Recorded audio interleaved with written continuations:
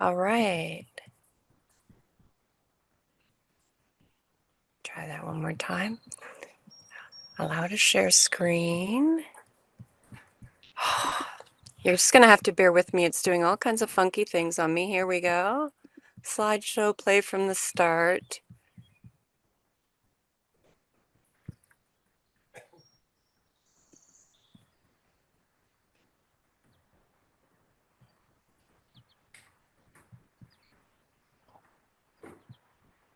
Isn't that strange? It's okay. I think I'm just going to have to deal with it. Um, can you see my slides? Okay.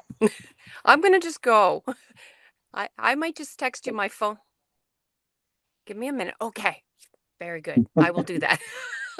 Great, thank you. Uh, Everyone, welcome to Breakout Group 1. We have uh, three exciting presentations by three executives of very important organizations in terms of looking at regulation and behavior. And I'm really excited to be part of this effort and join it. Our first presenter, and these presentations are set to run about 55 or so minutes each. So we'll go in a sequence, beginning with Dr. Susan Hopkins. Dr. Hopkins is having a little bit of a problem. I don't think she can hear us, but I want you to know that she is the executive director at the MEHRIT Center. For the last 2 decades, she's worked in a lot of different educational contexts and roles, including early years, K through 12, post-secondary, uh, teachers, vice principal, curriculum developer, and inclusion coordinator. Under her leadership, Dr. Stuart Shanker's organization, and I think if those of you who are here for just Guy Stevens beginning, have heard him mention Dr. Stuart Shanker, but the MEHRIT Center has evolved into a highly respected, accessible, and successful center for Shanker self-regulation learning, serving thousands of learners from Canada and around the world. Susan works with partners in various countries to support and amplify locally led self-reg initiatives. She's the co-author of the Self-Reg Schools Handbook for Educators with Dr. Stuart Shanker, has developed the online resources for the Principal's Edition. So, Dr. Hopkins, you can't hear this maybe, but I welcome you to making this an international presentation, and thank you, and take it away. So is that my That's your cue. Thank you. I'm assuming that's time for me to jump in. And I have to tell you, that's probably the best experience I've ever had having my bio read. I don't know about any of you, but I've never loved listening to my bio read. So I'm Susan Hopkins. It's an honor to be here with you. And I'm coming to you from Ontario. I'm about 2 hours away from Toronto. I'm about to share my screen with you. As you may have heard, I have two computers. I had a brand new one, but the transition happened like rather dramatically when my other died about 45 minutes ago. So that's why we're having some technology problems. So, but we're going to be talking to you about stress and self-regulation and how we deal with things that life throw at us. We're talking about students for sure, but this is also about us as adults. So I get to walk my talk with you a little bit. I have ties, although I'm from Canada and I've lived all over the place in Canada. I grew up in Nova Scotia, and my dad was from New York and had a family all along in Connecticut and in Maine, in New Jersey, and New York. So I feel a little bit of a connection for sure to the East Coast of Canada. And even here, people always know when they hear me say words like bar, car, and far.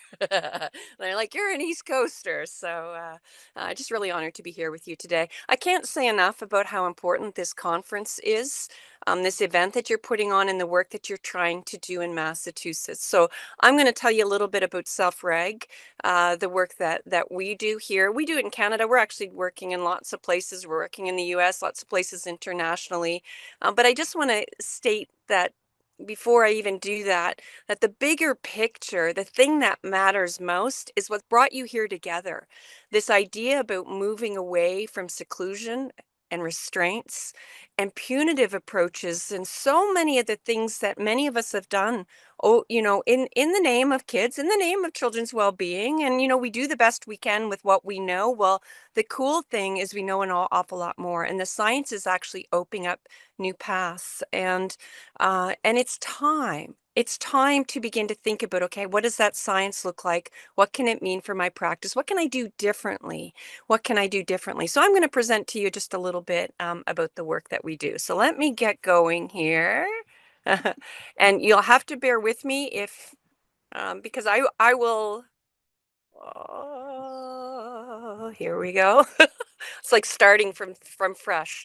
So I'm just going to keep talking. I actually cannot see you now, which is very dysregulating in itself, but I'll go quick as quickly as I can, and then we'll do some chats at the very end, because Self-Reg, this is an organization I've been running for about 10 years. I moved across the country because I discovered Dr. Stuart Shanker's work. When I wrote an early childhood and kindergarten curriculum for a northern part of Canada. And I kept coming across this name, and I thought I knew what self-regulation was. I mean, I was in inclusion. Of course, it's managing your stuff, managing your emotions, all these sorts of ideas that I had worked on. And yet he was talking about something different. And the more that I got to know Stuart, I sent an email. That was sort of how it all began. And I sent an email, and he responded, and I'm like, whoa, what is this thing that you're talking about? And it is, you're talking about brain body and the things that are going on in responses, and how we're dealing with life. But you're not just talking about what we need for young children, who I'm a huge advocate for, but you're also helping me think about, why I was such a mess as a teenager, what some of those things happened, and how I'm finding my way through life. You're helping me understand those kids that I wanted more for. I knew they weren't bad kids. They'd had heavy backpacks. Stress backpacks is the words that Stuart always talks about. And yet I knew there was more, but I could never kind of get at it because I wasn't working on the right problem. And it was a little bit of magic, and that pulled me across the country. So this is his work. I'm only going to give you about a half an hour. The high level of it, so you can understand a little bit about it and what we do, and then we'll do a little bit of Q&A um, by the chat. So I love this graphic on the front. It's one of our someone who works with us, Kirsten Weens. You may have seen her graphics on social media. She's done lots, but she does lots with us, and she's doing an EA book for us right now. But this is a graphic from our new We resilience can't see book, the and we just love the story it tells. Because we hear us. sometimes Excuse think me. about, So we the metaphor of the tree But she and can't getting the hear us. She roots and all can't of see us that. or But hear it's us. not trees by themselves. It's interconnected roots in the relationships. It's getting at the heart of what's going on, and what really matters. So this is what self-reg is in a nutshell. And we'll talk about how there's different definitions of self-regulation, different approaches. Some people are using different words for different parts of the process. But this is, for me, it's an overarching umbrella that so many other things can come under. And it's about managing stress. And that doesn't mean, oh, I'm going to take a deep breath now because my technology's not working, or I'm going to go for a nice walk. There's woods across the road from me here. It's not just that sort of, oh, here's 10 things to reduce stress, or here are some quick fixes, or here are some quick strategies, or here's a quick program. Being able to cope with stress and cope with it well, it is a piece of it. But it's understanding how it operates on our brain and body, and it changes our state. So we really focus not on managing behavior. We try to understand behavior. And there's always more to understand. And we're the emphasis on managing the energy and tension. So we're really thinking about brain body states. This is what the model looks like. I want you just to notice that there are 5 domains. And that's why we work with a lot of. Yesterday I did a big conference on Indigenous for an big Indigenous conference on mental health and well-being. We work with a lot of Indigenous communities, but we work with anyone who is really interested in knowing that everything is interconnected. So that's why Self-Reg speaks in particular to, that's why we do a lot of work with Indigenous, is one, because we're not coming in with a program. There is no program. We're not going to have colored, cards or, things like that. Like, it's not a program. It is about people, and it's about how we respond. And it's very local, and it depends on culture and community, and how things are very locally developed based on some of the principles. But it also looks at this interconnection. We cannot be thinking about children's math scores or getting kids to read or how they're going to, do on exams. We're working on all of these things without realizing that, if they didn't sleep last night, if they're dealing with bullying, if they're, some of the maladaptive ways that they're dealing with the stress and drugs, you name it. If we're not looking at that well-being as interconnected, it's not some nice add-on or we learn to name some emotions. That's important, but it's really about saying, okay, when there's greater well-being, all of the things, we have the energy, we can deal with the things that we need to deal with. So there's five. Stuart calls them 5 steps. I like to think of them as 5 practices. It's the same thing. It's just, for me, it's like a practice. The things that we do every day, we learn to reframe behavior, and that's more than just an aspect shift. Or, with Stuart's work, it goes back 4 decades. And he began his work studying Wittgenstein like 40 years ago. So he's been talking about reframing behavior a lot. But it's more than just saying, okay, that teenager just yelled at me or told me to go take a flying whatever. And how can I see that different? It is that. But it's also looking at the science and really beginning to unpack. Like, we reframe lying. How can you reframe lying? We reframe it. We reframe what happens when, in bullying. Yesterday, my talk was on bullying. So we look at, like, what more is going on and how can we see it differently and dig deeper. So there's a lot to that. But it's hope. It's hope, because when we are supposed to speak slower, and I'm sorry, I suck at that. I come by this work, honestly. There's a diagnosis to go with that too. So I'm going to try to slow down. But we reframe behavior. Then we look at stressors in 5 domains. And it's not like stress is not the enemy. Stress is part of being a human being. The science understanding of stress is really cool, because it's like, okay, what are some of the stressors we can do something about? I'm not going to bubble wrap any kid. We don't want to do that, right? We don't want to do that. What are they capable of? They're capable of an awful lot. So what are some of the stressors that we can reduce? And we have to look at ourselves in the mix, because in a way, this is about relationships, and this is also about the adults, and it's about our well-being, that the people taking care of young people, their stress levels are through the roof too. So we look at stressors in all those domains. We reduce the stress that we can. We work on stress awareness, which is interoception. If I ask you to, like, beginning to notice what's going on in our body, how are you feeling right now in your own body? If I'd ask you to move your middle toe, right? Can you move that? Are you aware of it? That's sort of building stress awareness, so that you learn it's almost like a sneeze is coming on, and you know what to do about it. And then the last one is really about restoration. And I just want to say, we see that word strategies, but the biggest gap that I can tell you about is restoration. We're not restoring. We're in that sympathetic drive, go, go, go, go, being polarized all over the place. Technology and things that are grabbing our attention. The energy drinks, the things that are social media, all of those things are pulling on our battery. So for us, self-reg is not just about, emotions or behavior. It is that. It's also about academics. Good pedagogy is naturally self-regulating. Look at the magical people, and look at what they're doing, and you'll see some of the best practices in place. But it's about inclusion, not just co-location, like genuine inclusion, belonging, right? equity. Guess who we privilege? I mean, there's an awful lot of things that I could talk about under the equity heading, but we privilege the kids that are in the people that are in homeostatic balance, brain body balance. They can handle what's coming at them. We that's who gets privileged.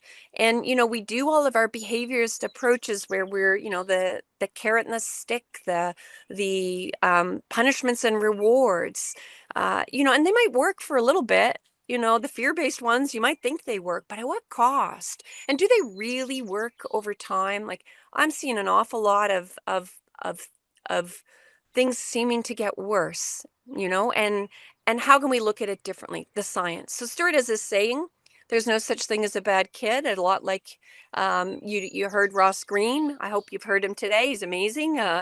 Kids do well when they can. It's the same sort of idea. It's telling us that there's more going on. And this idea of you are the strategy is not that it's all on you. We're human beings too.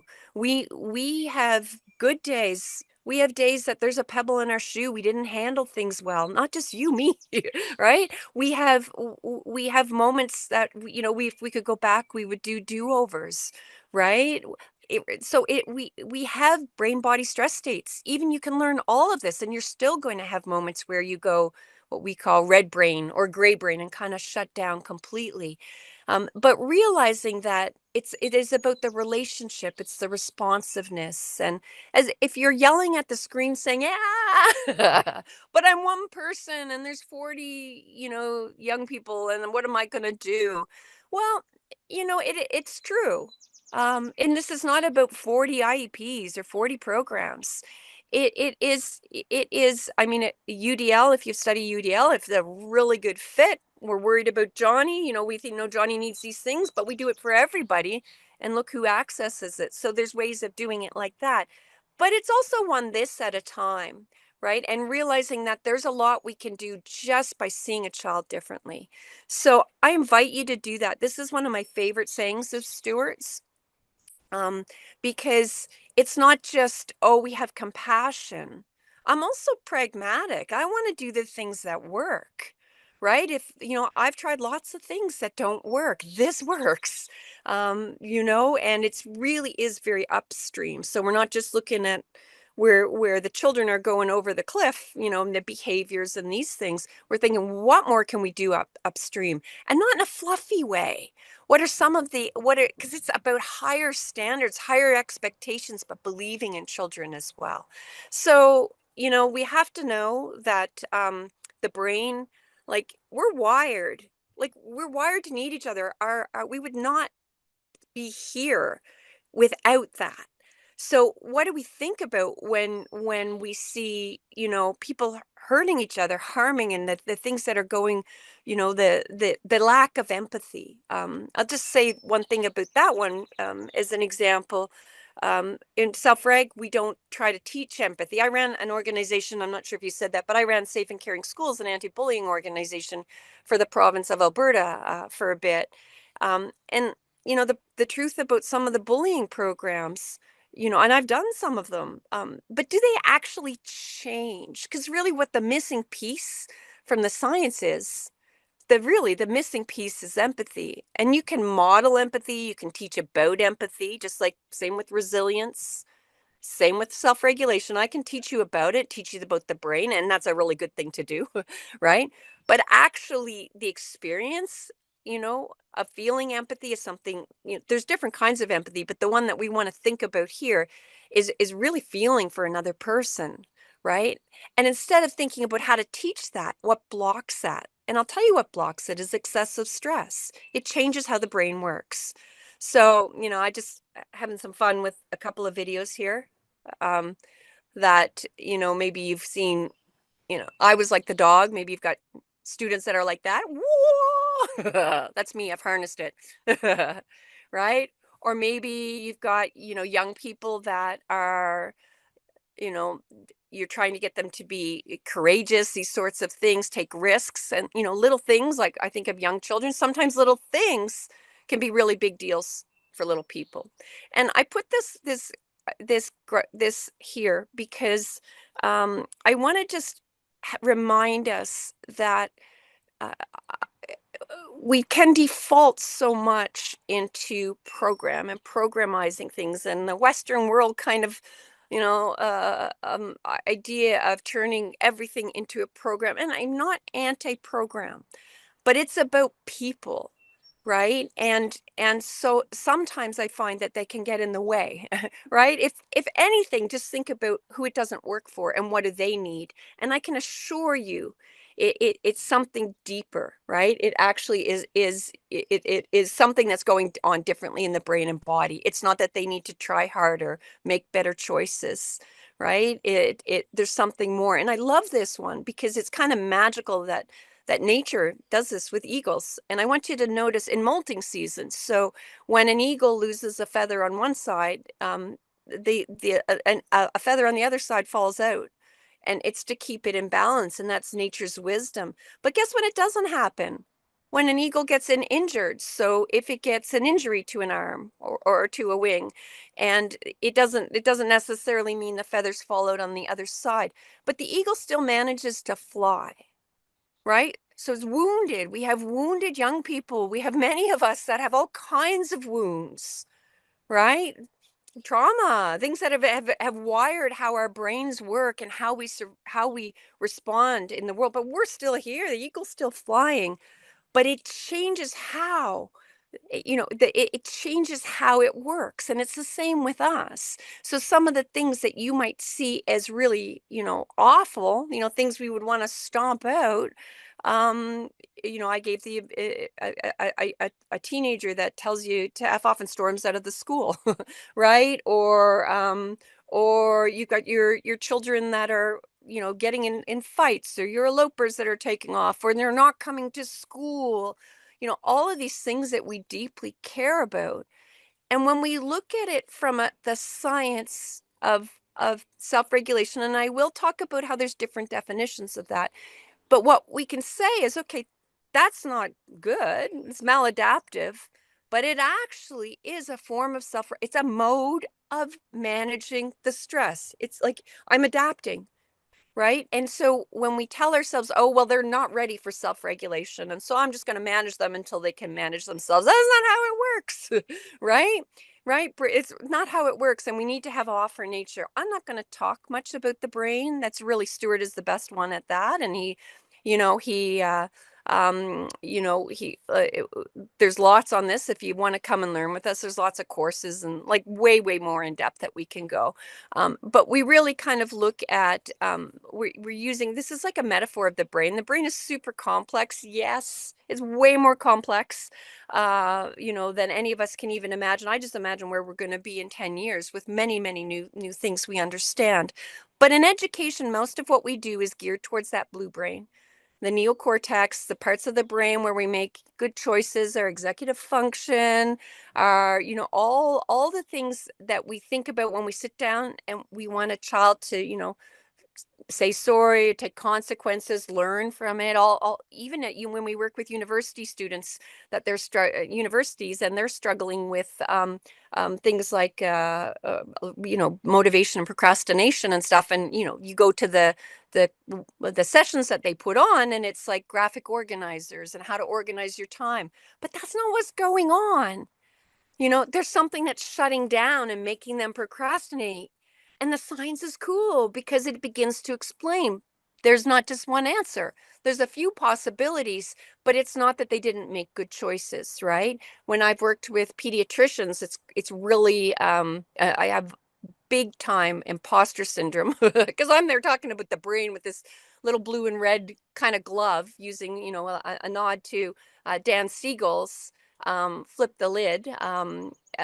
And they know way more about it than I do, but they don't understand where their empathy goes, right? So any of us that have worked in high areas of trauma, we feel that compassion fatigue. The science explains it. You're a good human. They are good humans. When you're completely exhausted, your brain changes and puts you more in survival states. And guess what's not online? That blue brain, that part of the line. I'm exaggerating, it's oversimplifying, but it makes sense. right? It's like any of you that have gone home at the end of a day and you have um um you've been patient with everybody all day long. You've dealt with parents or colleagues or the things you see in the news or whatever, and then you go home and you snap at your own kids, or you gossip about the next door neighbor, or you don't answer the front door when like, and you might think, oh, what kind of person am I? Or you do what I do. You head to the fridge for whatever it is, and it's like, oh, I have no willpower. I'm not a good person. No, you have a battery. It's finite and it gets drained. And it's not just a woo woo idea. I'm talking glucose, the source of energy in our brain and body. It's way more than just that. But we only have so much energy and we are not restoring. So, one of the things I encourage you as you think about your options is, yes, it's about managing stress. Yes, it's about whatever we can think of all the things we can do at school for young people so that we have less incidents that end us up, in the office or whatever, that we feel like we have no choice. We're trying to reduce those from happening, and good pedagogy, trying relationships, trying to kind of make the weather, dial the temperature down. If you're a principal or a teacher, you can do that. It is about all of those things. But it also, we need to restore. Restorative sleeps, a good laugh, a little bit of joy, some singing in an early childhood program. The things like, for me, it's outside in nature is a big one. But what are the things that we're doing to restore? Because we're running on empty, all of us. But think about this when you're dealing with if you're dealing with violence or you're worried about these sorts of things, which is often one when we hear about seclusion and restraint, that I can touch a part of your brain. I'm not gonna, but the periaqueductal gray, that you touch it and you have this sort of rage response. And I mean, that's, when you hear that, don't think I'm saying they're not accountable. It's not like, oh, you threw a rock at him. No problem. You're just overstressed. No, it's not okay. Accountability matters. That's not who you are. That is a sign that someone is completely out of balance and needs us. And I worry about us moving them along. I'm sure you heard Guy speak today about the pipeline, right? Moving, we're not helping the younger children, when they're having some of the behaviors not enough, or we feel like there's nothing we can do. And there's so much that we can do, right? And really beginning to think about and see children differently. So I am just going to play a little bit here with stress. So I want you to think about stress like this. Others have probably spoken about it like this today. But it's the science of stress. It's not just an, oh, I've had technology problems or whatever, or I got to pick my children up, or I'm worried about money, or I have a teenager, I'm worried about my teenager. It's how stress operates on the brain and body. So I just want you to imagine that you are this girl. You've probably seen lots of versions of this. So that we are And not able to see a it's I presentation. I want you to think about the fact that there's a ton going on in her brain and body. And you can see the tension, um, but there's also all these things happening for survival, right? So what's really fascinating, and I'm going to use the example of math because the science is so mind-blowing, is that they've studied high math anxiety, which is a challenge in many schools. And the parts of the brain that would get activated around the bear in the woods or a car that almost kind of hit you on the road are the same for many of us in math, right? So, what happens is a stress response, and that's pretty amazing. So it's not like stress is the enemy. So if I was to ask you to count the bears, and I'm just going to keep talking, I'll tell you how many there are. But this one is, I didn't ask you to try to imagine you're there. It's kind of fun. It's engaging. When we think about what more we can do with young people, one of the things that I encourage you to do is ask the very young people, um, trying to get their lived experiences and their input. One of the things you will hear over and over again is bored. Or we have a lot of trying to move children around and to do certain things, and we're managing everything for them. And then they're actually getting wound up, neurobiologically wound up. And then we have the explosive thing that happens. And then we might look at the trigger and say, oh, Johnny, took Sally's pencil, or I said, no, you had to stop. And we had this explosion when it's just not the case. It's been long coming, right? And it's just the stressors are unbelievable. Stuart used to run an autism clinic, and for years at York University, and one of the things when you think about whether it's autistic or just somebody with sensory sensitivities like me, I have very extreme sensory sensitivities.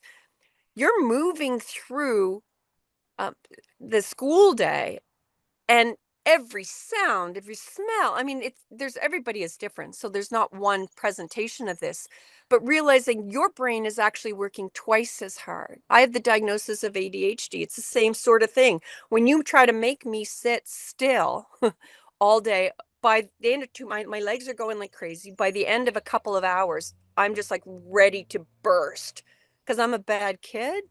No, because having to sit still and passively learn, and all of the other things are really, they can be big stressors. I want to just throw in racism there. I had somebody that I learn a lot from tell me about coming to one of our workshops, and he said he's a kindergarten teacher, male kindergarten teacher, and which I wish we had more in a very good way. But he walked into this room and there were a couple of hundred in there, and he said, "I'm looking around." He says, "I'm one of like three males, and I'm one of only 4 or 5 brown and black people in this room," and just that I'm living that. It's like this extra thing on your shoulder as you're going throughout the day, right? And we don't think about those as stressors. They're energy zappers gobbling up energy, right? So, these are some of the things that stress can do. Excessive stress, it multiplies. So when I'm exhausted, and so biologically, I'm not sleeping very well. I'm 54. I get like 55. I'm like hot, right? And then I don't sleep as well. Then I might not, might be a little bit crankier. I just told you I stress eat, and then I'm not as social. So I'm somebody that's I love being with kids, especially. I could talk to you all forever, but I'm like the awkward duckling at the staff dinner or whatever, and it's just me. I need people, but I also recoup on my own. But it's like a stress cycle. You get stuck, right? And then the pro-social is I'm injustice or empathy. Somebody that I care about is really suffering, so I take on the stress of others, and it's this cycle. It interferes, it blocks empathy. So I want you to have a notice of moments when your empathy goes out the window. And instead of judging that, think, why am I now? It's really a kind of a neat thing. And when we help young people understand this, like I've done the version of the red brain thing and explained it to young children as young as 3 and teenagers, and they like it. They're like, oh, because, they're like, I'm a bad kid. I made a bad choice. But some of these things just happen. They're yelling, they're having a meltdown, they're banging their head against the wall, or tantrums aren't real. And not in the science, it's not actually what's happening. But it is what it looks like. So what more can we do about it? And I really encourage you, if you're in a school and you're looking at violence and situations.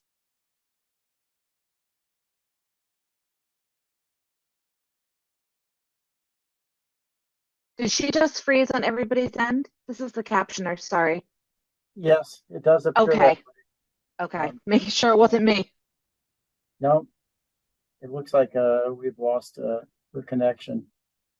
Hang on, bear with us. We seem to be having all kinds of technical problems with this presentation. Susan. Okay. Yes. Can you hear me? I can We can hear hear you. you. You can hear us Well, now. why don't, because my screen just froze. Why don't I Right, forget the PowerPoint no problem. and talk? We, we, Would we, that we couldn't see your PowerPoint before. I'm not sure why.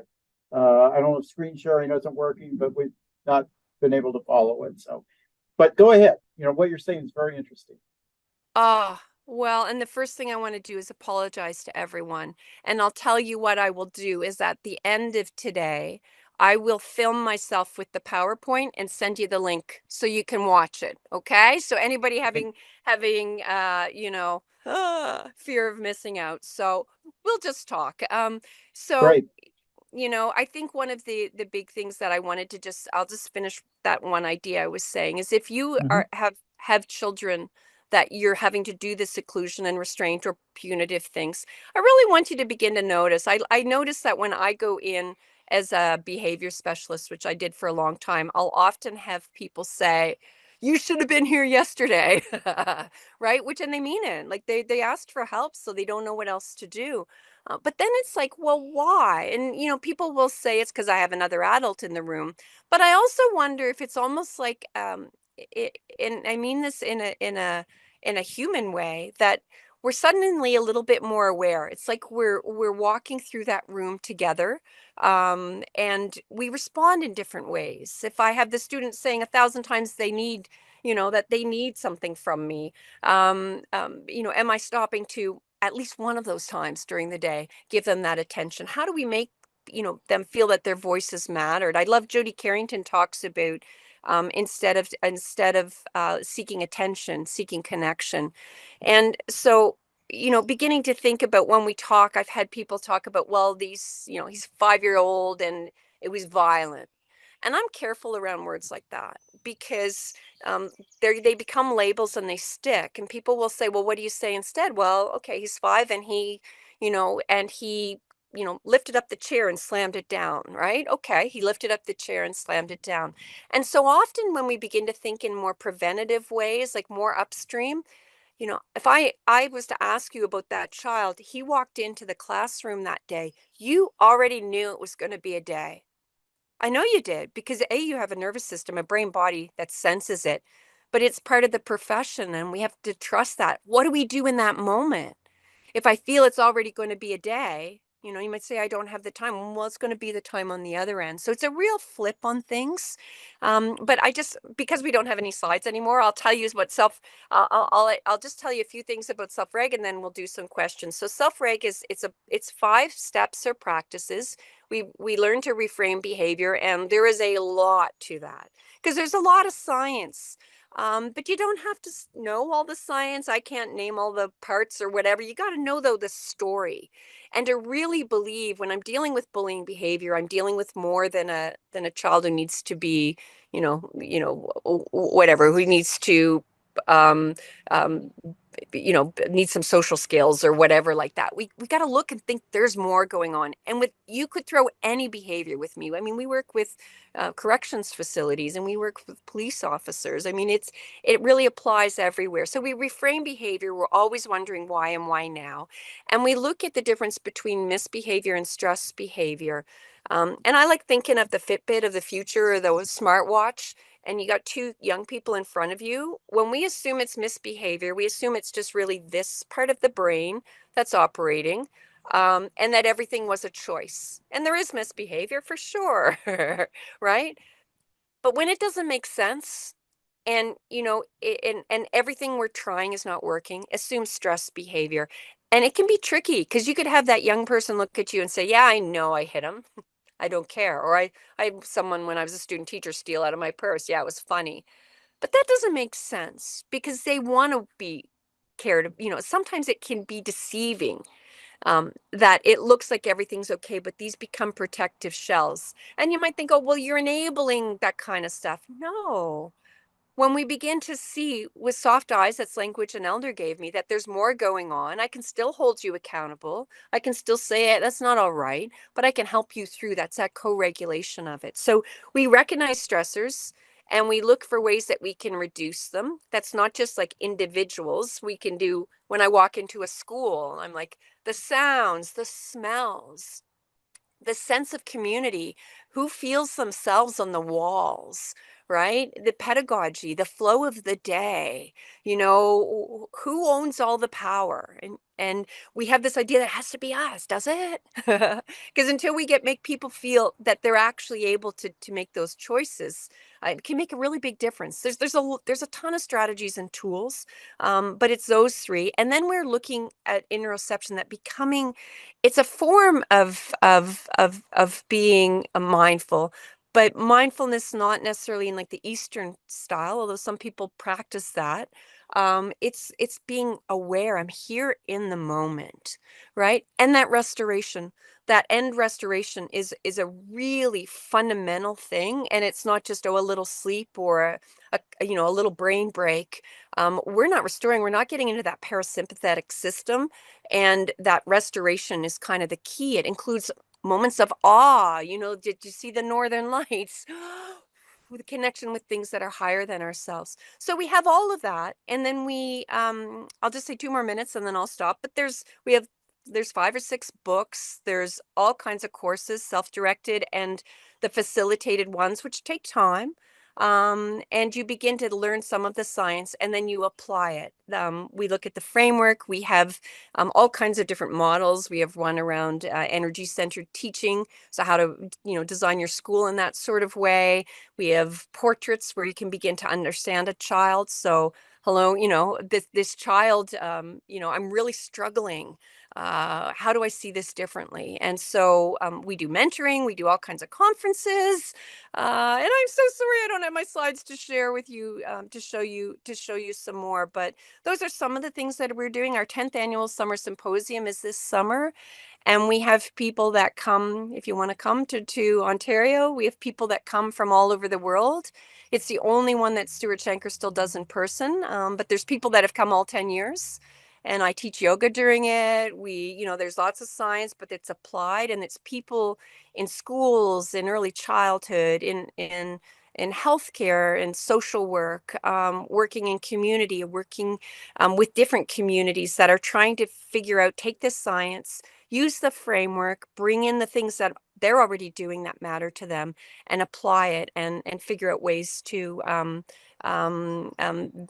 yeah. And that's what that, I mean, so much of it is about getting to know one another and getting uplifted, because of being around a lot of like-hearted humans. So I think I'll stop. I see there's some questions up, and I'm very sorry that you had to listen to me without slides and you didn't get to count the bears. There were 31 bears. It was amazing. But anyway, I'll film it afterwards and send it over to you.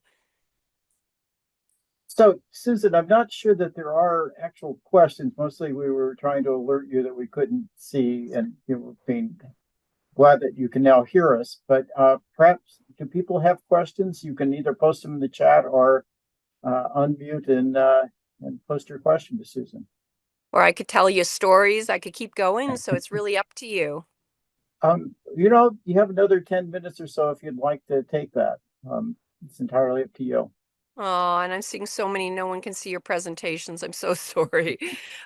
So, all right, here's an example of what self-reg looked like this is an early childhood. And so how it can be actually in a moment. So I was working, that's Sophie. Just to add to the chaos here, there's painters in my house. My house is going up for sale in 6 days, so I really, you're coming to live my chaos here. But so I was working in a community. I had worked at the school, and the school was using a program. They were trying to figure out behavior with this sort of colored. And it wasn't working. They were trying to kind of figure out what to do. But I was also working in the early childhood center and the before and after school care, which is a beast on its own. And this one particular day, I was at the preschool, and there were I don't know, maybe 30 kids there, and then children would come afterwards to the before and after, and they wanted me some help with around this boy named Mikey. And they'd done a lot of really nice things in this center. They were working with the school. There was a close, that alignment can make a difference. And so their environment was any of you know that what Reggio Emilia is. It had that very careful use of colors. The walls weren't plastered with stuff with the visual noise. It had It had been designed locally. It had very meaningful things that were meaningful there. Lots of areas for exploration and learning, and it was a really nice. There were lots of really nice things about it, but they couldn't figure out this Mikey. And Mikey was he would hit. He spit, which is a gross one. Swear. You would tell them, he had quite a vocabulary on him, and they had soft eyes for him. They knew that he had a hard story. When mom would drop him off, she was, like frazzled. But honestly, that's me right now.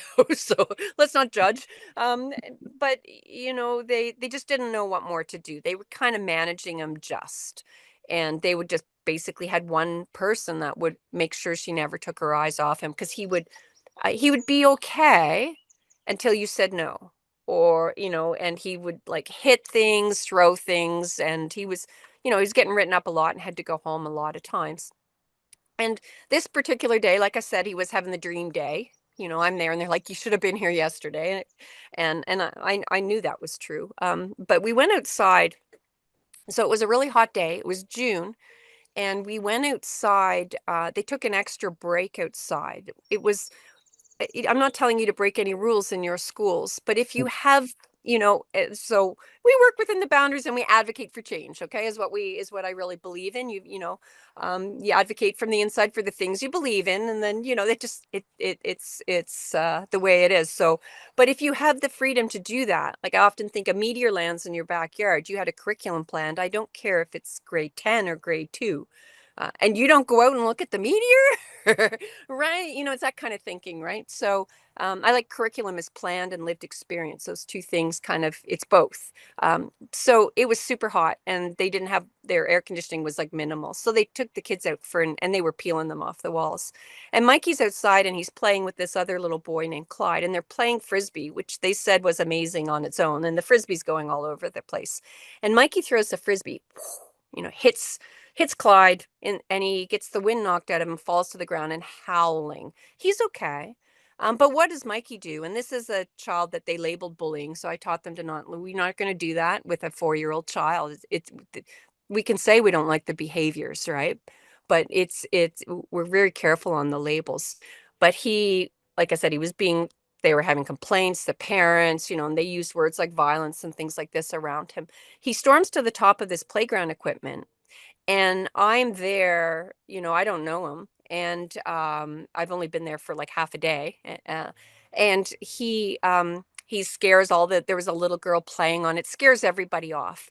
And I'm fairly near it. So I just kind of edge over. So any of you that you move slowly around somebody that's really triggered, that kind of thing. It's not the moment I'm going to come in with my waggy finger or even give them. I talked about this with the pediatricians, and they were like, well, they said, well, they interrupted me, and I'm like, oh, I turned it around. So I said, okay, well, what would you do? And they're like, well, we would give a timeout, or we and like, yeah, when it's our problem is that doesn't work, right? The science explains why it's not enough. It interrupts the relationship. So anyway, I just happened to be close enough, and I edged over slowly, and he's yelling at me. He's screaming, rah! He's mad at Clyde, and he didn't even do anything, but he's mad, and you could see a rage. He was just like a bear.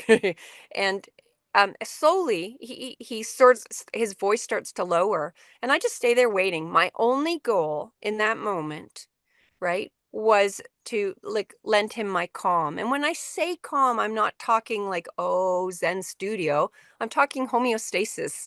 I'm talking getting back to enough balance that we can talk. That's all I'm trying to do. And he hops down from above and goes into this tunnel in front of me, which was neat, right? Because I'm like, why and why now? And instantly I'm like, okay, sensory, there's more going on here. He's also trying to not have the other kids see him. Those are the things I would have been noticing more and more about him, because there was more to understand of why he was struggling so much. And he's yelling back and forth at me, and then I just say, like, Clyde's okay, and you're not in trouble.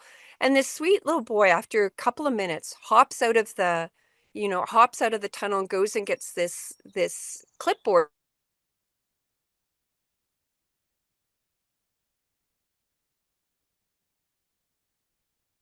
Susan, I don't know if you can hear us, but you're frozen.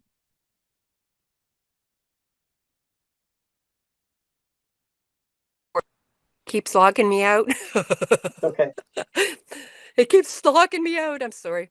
And everyone, it just really is a brand new computer, and No problem. I was forced to use it with 45 minutes notice. So anyway, he he says, "Can you sign this?" It's a clipboard. He gets in trouble. He gets, all these things sent home. He's always being sent home. And there were a lot of things at home, I think. And I'm like, you're not in trouble. He's okay. And he's like, oh, and so I took a moment. He hopped right out. I wasn't trying to get him to do the right thing in that moment. But on his own, he did this thing. It's called, you can see kind of a startle look. It's called an ergotrophic trophotropic shift. It's just the brain state sort of changes. Have you ever felt like kind of in and out of a state? And I could see him like this response, and enough for him to believe me. Now, if I looked at the chemicals of stress in his brain and body, they'd be full. Like it's not like he was like, oh, I'm going to go take a nap now. He was totally in that red brain state. But he hops out and goes over and finds Clyde. And he says to him, I'm sorry. So for me, words are not the answer, but they are you got to look for your moments. And it was a teachable moment. And so I look for unteachable moments, right? Me lecturing them is not going to help. And I'm like, oh, well, here's what you do. You ask, are you okay? More genuine, right? And then I took a moment and I just told him, just basically I had my hand, that was it. I'm like, your brain, you went red brain in that moment. And this, and he was like, that's a different message for a kid that gets in trouble all the time. It's like, okay, I'm not a bad kid. I didn't make bad choices. I'm still responsible. Right? It's not saying you're not responsible. You hurt somebody, you're responsible. In this case, he didn't. It wasn't on purpose, but it's like understanding that it's a state change and it's my brain protecting me. Is totally different, because then what do? We work about getting that back online, and then he took care of it. And he starts asking me, do turtles have red? There were turtles where we were in the lake, fairly close by.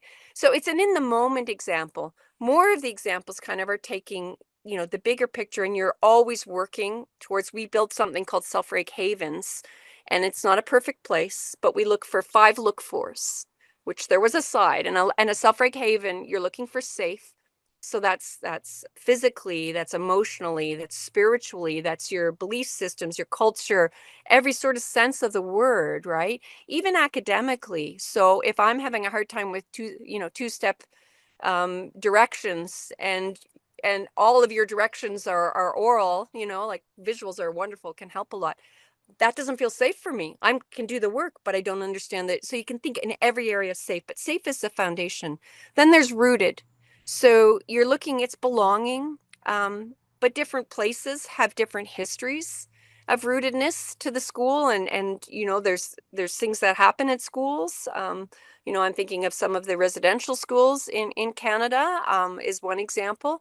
But how do we make people feel belong, and what is genuine belonging? So rooted, like what's on the walls? How do we help a newcomer, feel like they're part of this school too? The third one is balanced.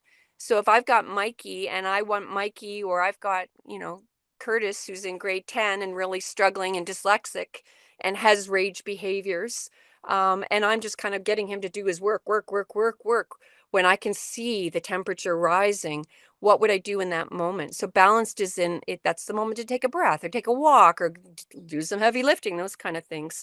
Capable. We got to believe that our view of the child matters. These children are capable. And deterministic thinking, when we look at a 6-year-old or a 9-year-old or a 12-year-old, and we think, oh yeah, well, I know where they're going to end up, right? We might not, because excessive stress, anxiety alone can mask intelligence in incredible ways. Like many of you have had moments where you thought a child wasn't capable of something, and then all of a sudden they were. I taught a grade 6 boy who was almost nonverbal and had a disorder in his where he was losing his eyesight. He was the most brilliant artist, and he spoke like he would say, "Go bathroom," that kind of thing. And I did this math lesson. It was a grade 5-6 split class. I did this math lesson, and he did the math, and I'm like, "What?" And I'm over here with my 2+3 program for him. But he needed to get it visually, right? Which was a huge challenge. but we've had those moments. We've got to believe more is possible and trusted. And when you're like, I can't make them feel trusted, they're coming at me with scissors, right? Well, how can we? What are some of the little things, like asking you, okay, well, Mikey, what are you going to do to solve your problem? That's trust. And then I stop and listen. So when we have those five, not just for our students, but for if you're a leader, your teachers, your team, how do you make people feel safe? What do they need? You don't decide safe. Safe is lived experience.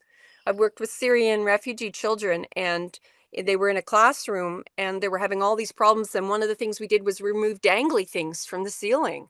It wasn't everything, but it was a piece of it. Because if you're always worried about something, right? So safe, rooted, capable, balanced, and trusted they're five look fors of a self-reg haven. It's one of the things that we do. But we have courses for school leaders. We have an EA course where EAs can come and they learn the theory, but then it's practice. What are some of the practical things? How do I look at a first then approach through this lens? And can I still do it? Yeah. But can we do it differently? And it's not in a behavior. Yeah. It's like, if I know they need that restorative, like, how do I do it in a different kind of way, as some of those examples? So lots of ways to practically apply it. But the biggest thing that matters is our mindset as adults, that we have to believe there's more there. And when we're like, we're human, you're going to have that kid that you're just like, ooh, right? Don't tell him that, or her, or them. But it's like, why and why now? Why is that triggering to me? And one of the biggest gifts Self-Reg gave me is noticing that the children I found it hardest to connect with, right? So they're the ones that don't trust easy, or the ones that, ha ha ha, I stole stuff from you, or whatever. That my defenses would go up. That's my brain body states defending me. And that's because I care. I'm a nurturer. You're nurturers.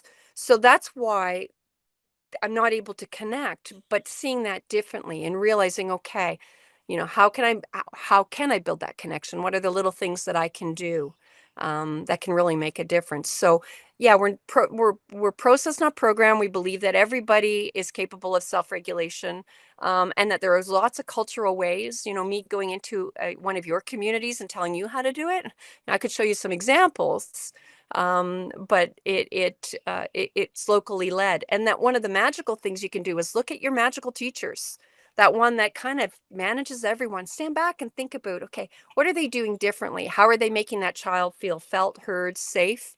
um yeah, so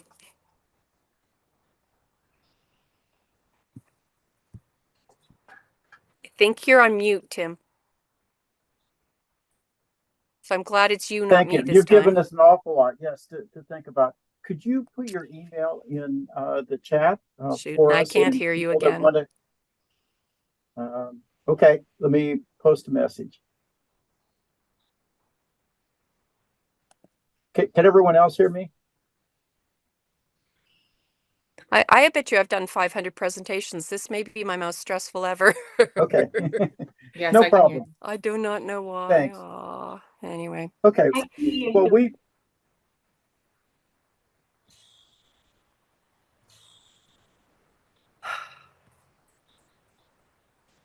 thank you, Susan.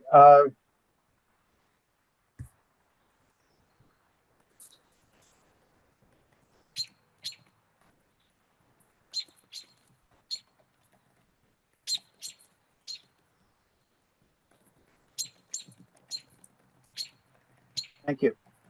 So, for the participants, we're going to move on to Dr. Kim Sanders. Thank you, Dr. Hopkins. We appreciate Thank it. you. I'm sorry, everyone. I will No send that problem. video. Gonna record it now. Great. Absolutely. Bye. Perfect. So our next presenter is Kim Sanders, and Kim Sanders is the Chief Operating Officer at Grafton Integrated Health Network, and she is president of the Ukeru systems. Kim's worked at Grafton for over 35 years, beginning as a direct support professional, moving into regional executive director position, and now currently the Chief Operating Officer. She spearheaded an effort at Grafton to reduce restraint and to end seclusion, a process that's received national and international recognition and awards. Kim is one of the inventors of Ukeru, the least resistance approach to crisis management. And I'm sure that you're going to find this presentation very enlightening and helpful. So, Kim, I'm going to turn this over to you and I'll let you take it from here. Thank you. Thank you so much, Tim. So I'm going to attempt to share my screen. This seems to have been a bit of a challenge, but we're gonna go for it. Let's see here.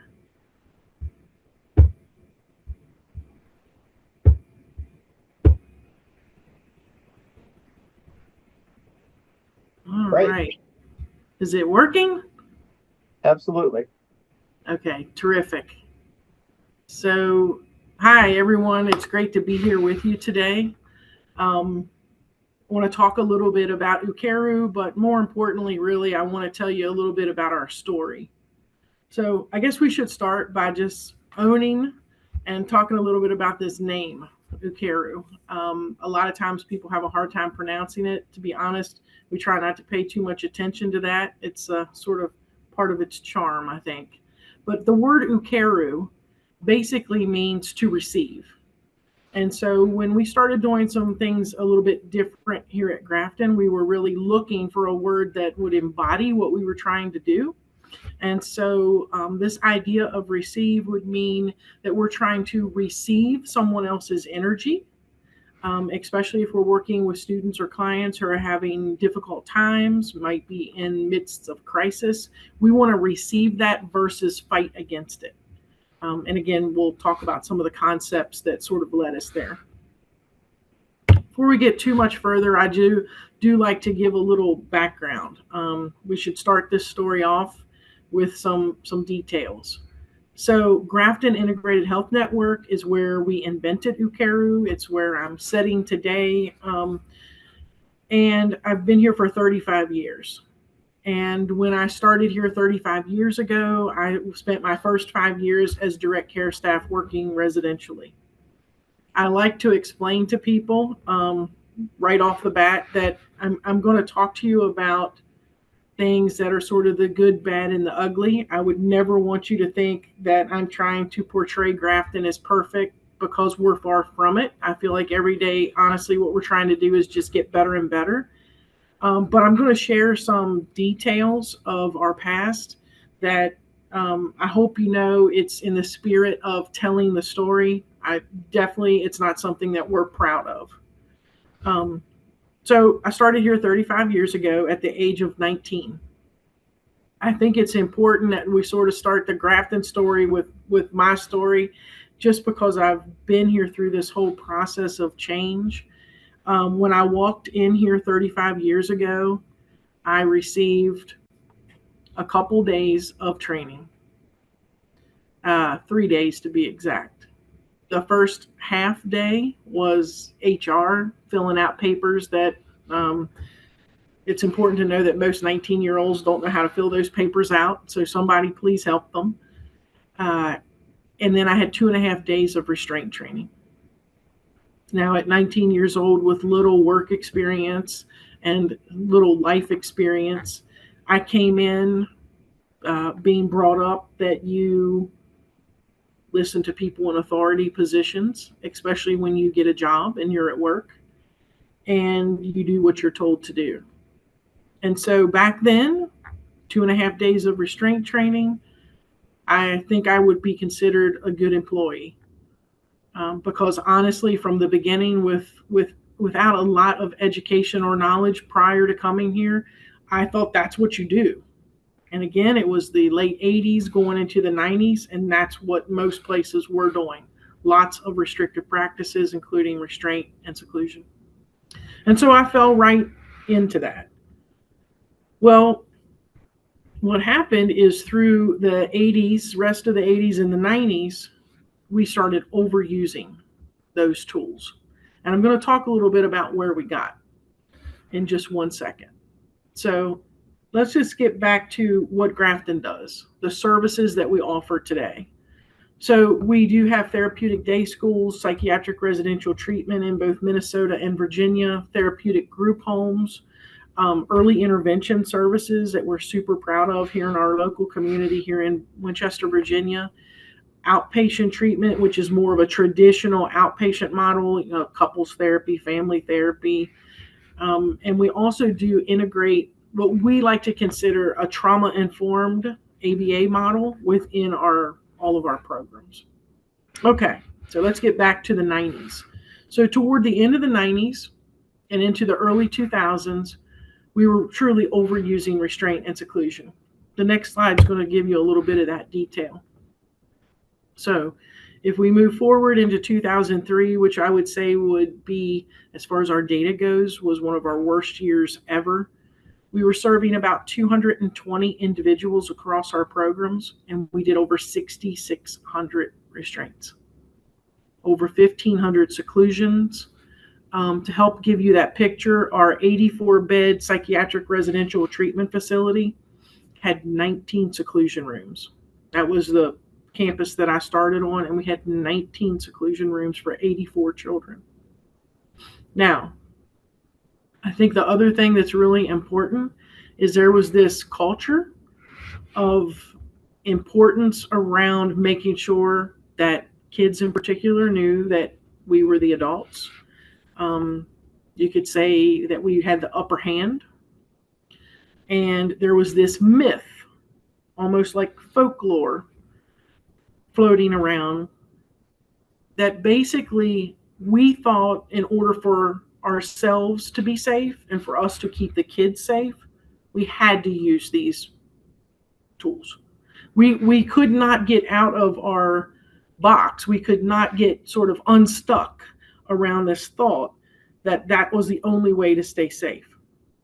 Now, if you think about it, in reality, what was happening is because of the overuse of those, we were actually more unsafe, but we couldn't see it. And again, you know, hindsight makes things so much clearer. And sometimes when you're in a situation, you're so close, it's really hard to be able to see something different. So what that resulted in Grafton was, of course, high employee injuries, to the point that in that same period of time in the early 2000s, we actually lost our workers' comp insurance. So as a nonprofit, rather large organization that's nonprofit, very slim margins, it was very difficult. Like, it literally almost put us out of business. We did go for a period of time where Grafton was covering a lot of those costs. The other thing that was happening during that time is this sense of control, that we needed. This sense of control was actually growing. Morale was sort of taking a dive. And for me, the best way to frame how we were feeling as employees were helpless, hopeless victims. So literally, you could see it. You could see it, people walking in from the parking lot. You could see it in treatment team meetings. There was not a vibrancy. There was not this idea of being creative.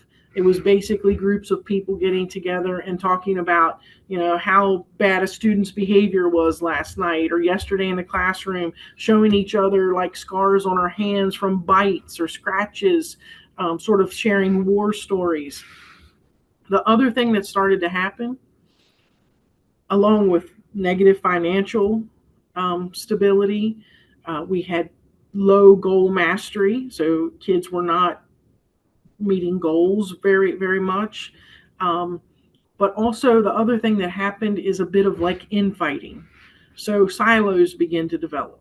So the people who worked residentially didn't care for the people who worked in the schools. The people in the schools thought their people residentially were lazy and they don't have structure and kids get to do whatever they want there. In general, people were not very happy with therapists and clinicians. They thought that they would sit in an office and write a behavior plan without input and then expect people to follow it.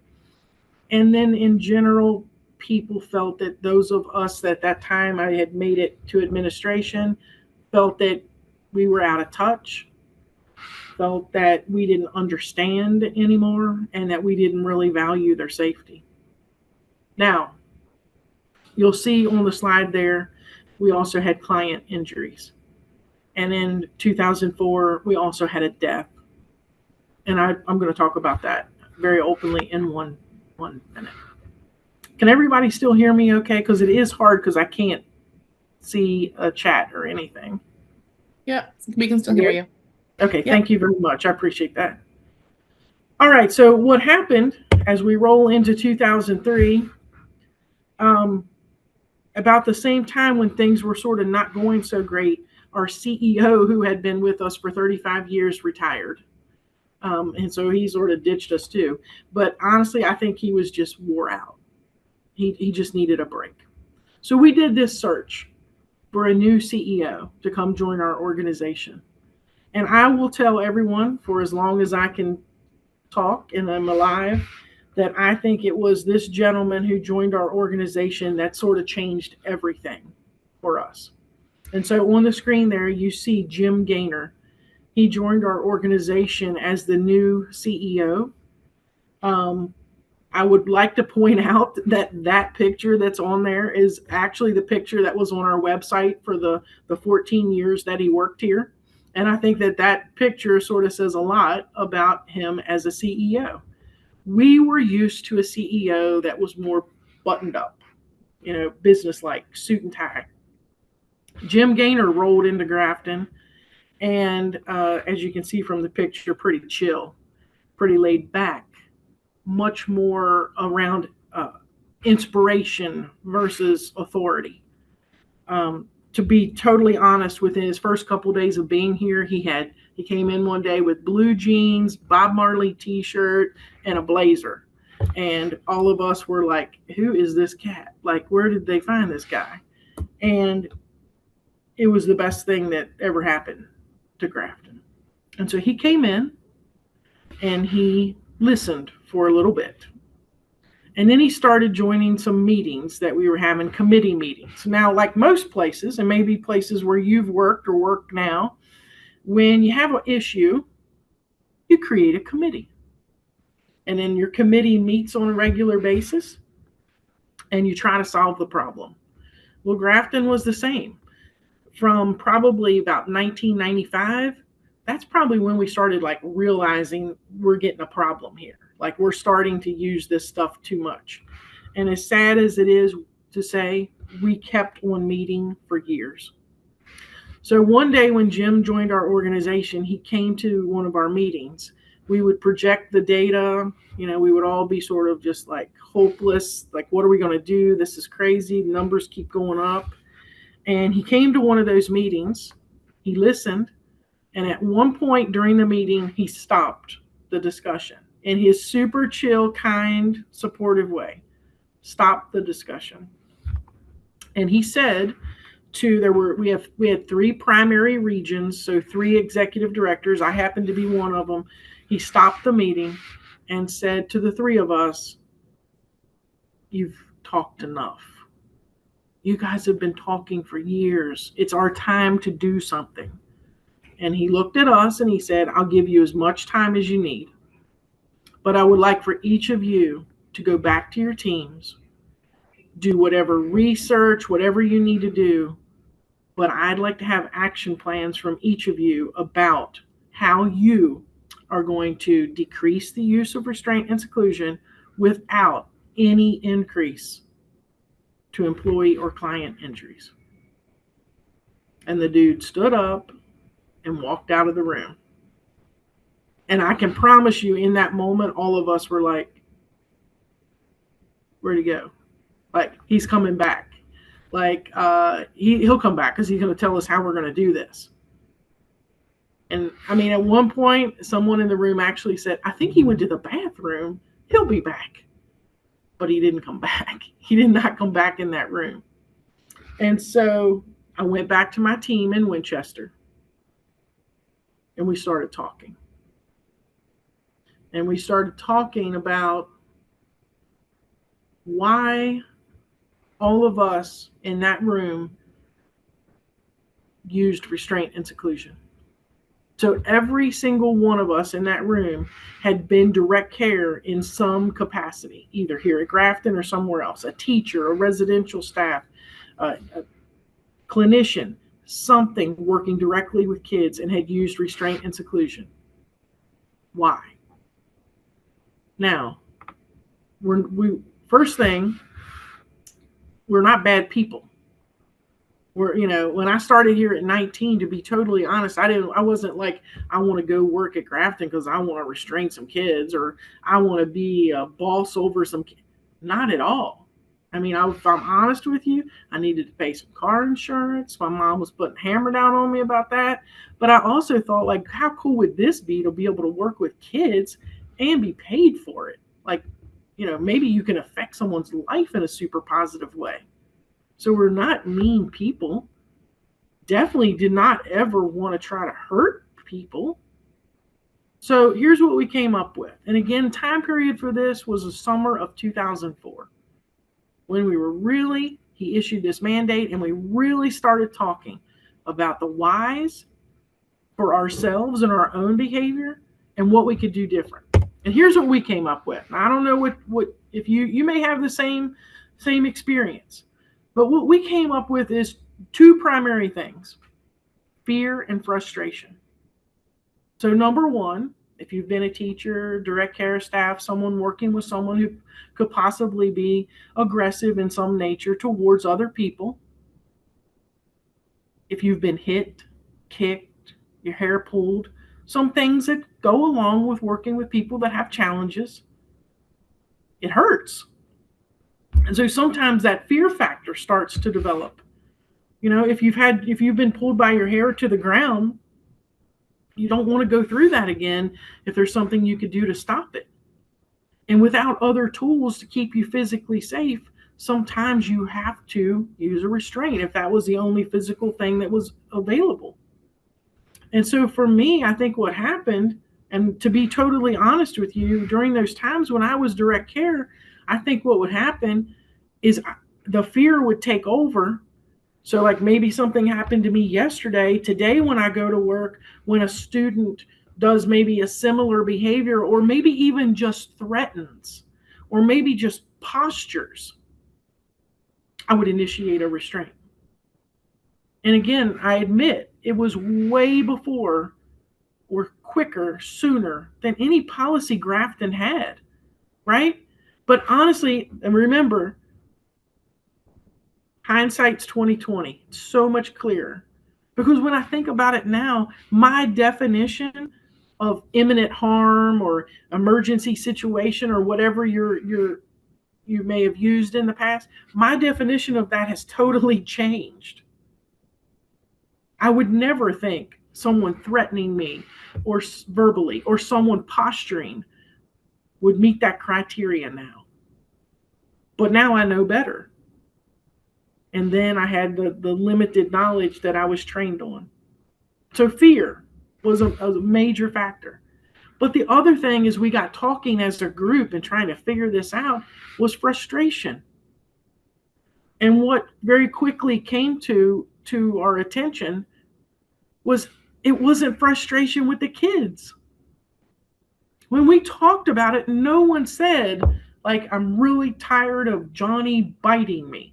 It wasn't that type of frustration. The frustration was around support, right? So in particular, let's just use that as an example. We can use it probably in many different schools, organizations, and I didn't get to see my supervisor very much back then. So I worked 2:30 to 10:30 in the evening, and then all day 14 hours on Saturday. My supervisor, like, you become a supervisor at Grafton, you were working like 8:30 to 4, 8:30 to 4:30. So there was a very limited time that I even got to see my supervisor. And honestly, 4:30 on in the evenings, that was when our organization probably had the least amount of support. So that was frustrating. I might be frustrated around rules that I didn't understand why we were doing things a certain way because of the communication and explanation. I was very frustrated around like lack of resources. working down staff. Sometimes people think down staff just started like after the pandemic. Well, the reality is it was back there in the late 80s as well. Maybe not having enough resources as far as activities. So there were like all of these organizational, more administrative types of frustrations that we were thinking, now we have an opportunity to change. Now we have an avenue to change some things that had been like super hard for Grafton to change for years. So we wanted to tackle that. So the very first thing we needed to tackle was the fear. I'm going to talk about that in 1 second. The next thing we needed to tackle was the frustration. So right off the bat, before we even started doing anything to tackle the fear, we started changing managers' hours. We started to look at this question of who's taking care of our employees. Like, how can we sort of flip the morale issue by taking care of our employees? And with the idea that if we take great care of our employees, they'll do great things for kids. So we started infusing some trauma-informed practices before we even knew they were trauma-informed practices, and basically a philosophy that we coined called comfort versus control. That was for everyone. It was the way we wanted staff to treat clients and kids, but also how we had to treat each other. Okay, now let's talk about fear. So there was this whole idea that when someone, let's say a child, is at their worst, we as adults have to be at our best. But we had to sort of face the reality that we can't always be at our best as humans if we're not safe, right? I mean, all of us know that. Like, sort of when you don't feel safe and your amygdala is firing and sort of, stress level makes a lot of things go haywire in your body, you're not at your best. You're not your best communicator. You're not your best thinker. So, and you definitely start losing compassion for others and empathy for others. So we thought, okay, number one, we have to make sure our staff feel safe. So in order to do that, we created this idea, and again, this group of people literally in a room thinking, what could we do if we want a physical alternative? Because the reality is, even when we were controlling, even our training back then taught some really great de-escalation skills, some ways to distract, some ways to channel behavior. But the issue was, what if your words and the things that are non-physical don't work? Then what? And I will tell you, across the years, every system I was ever trained in, again, beautiful front end stuff, but when the words don't work, restraint. And so we were just thinking, all right, is there any way to put something in the middle? Because we want to be realists.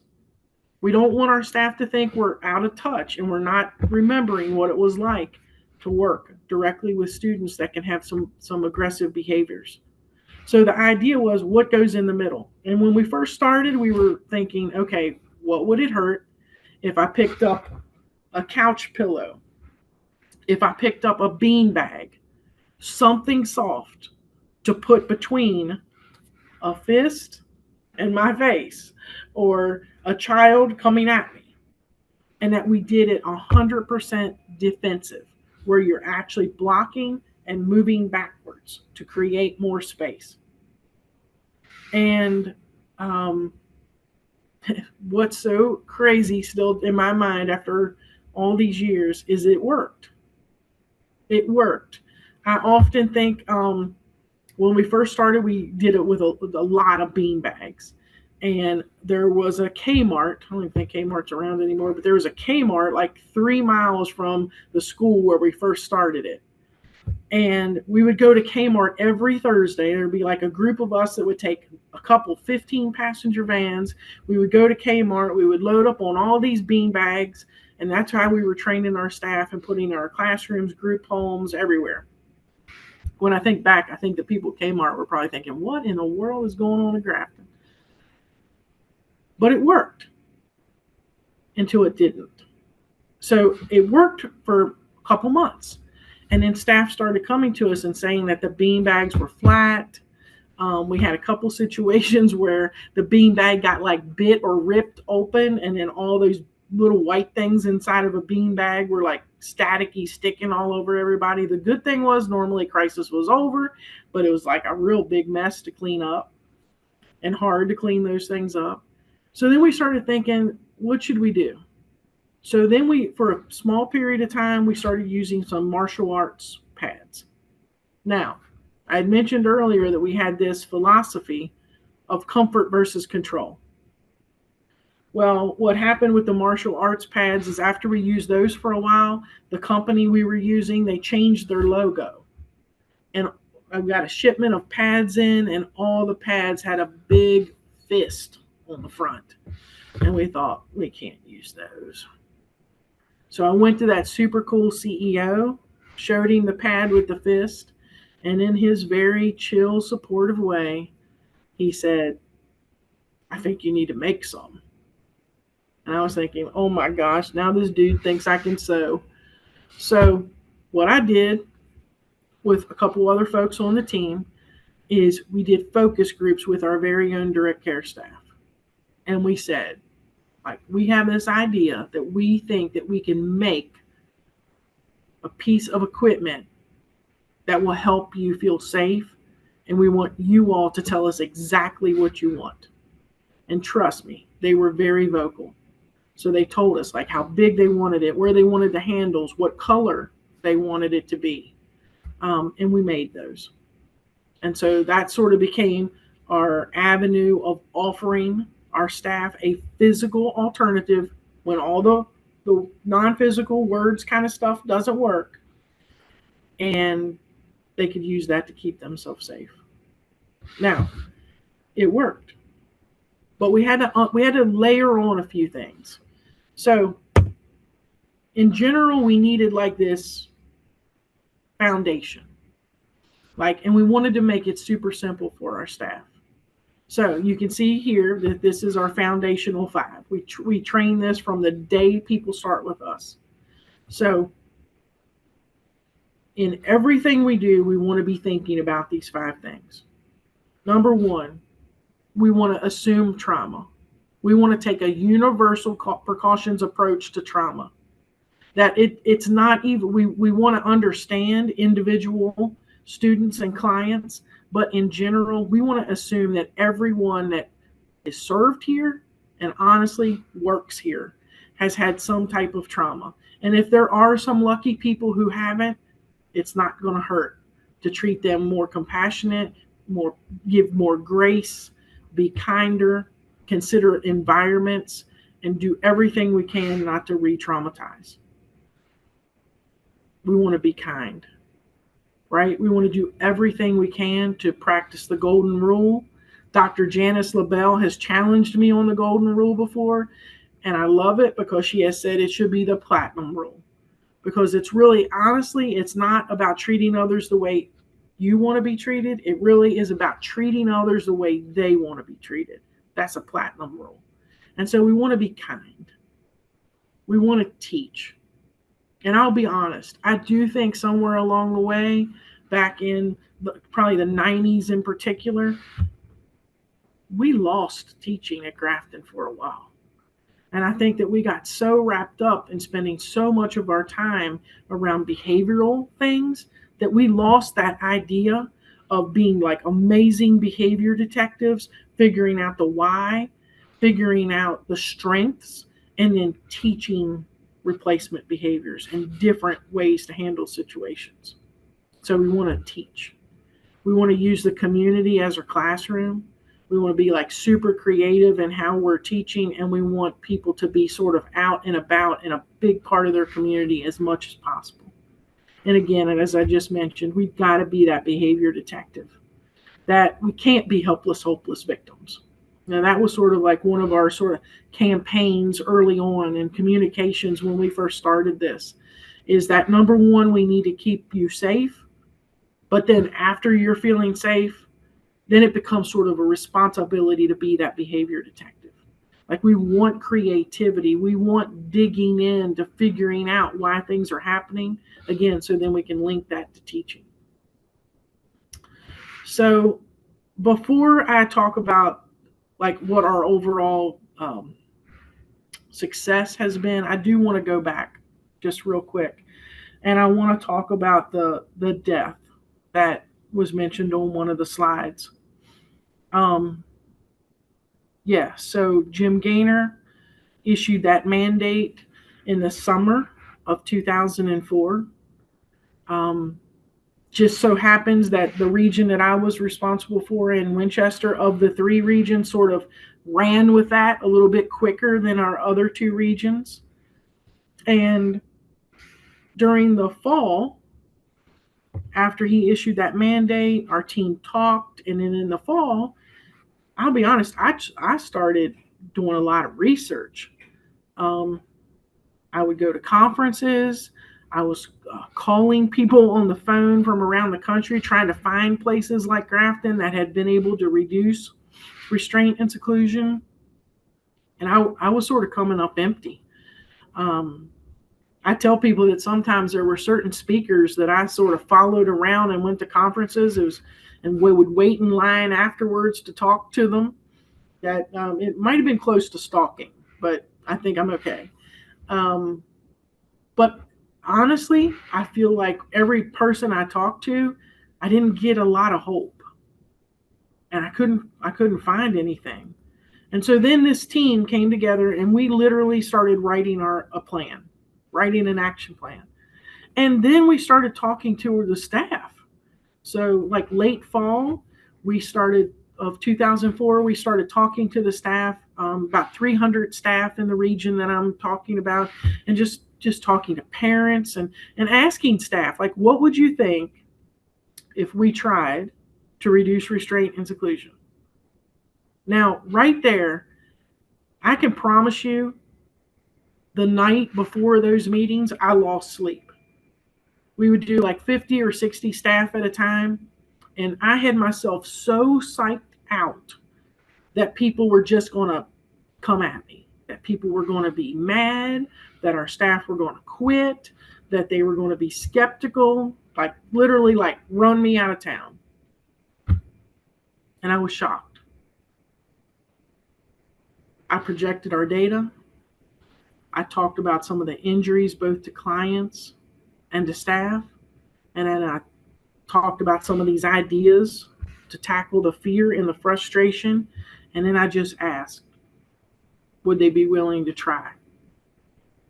I was shocked, because person after person, literally a meeting of 60 people in a room, one hand after another going up with people saying, Kim, I'll try. Now, some people were, Kim, I'm getting old. My hips, I can't do this anymore. Or my strength in my arms and hands, I can't do.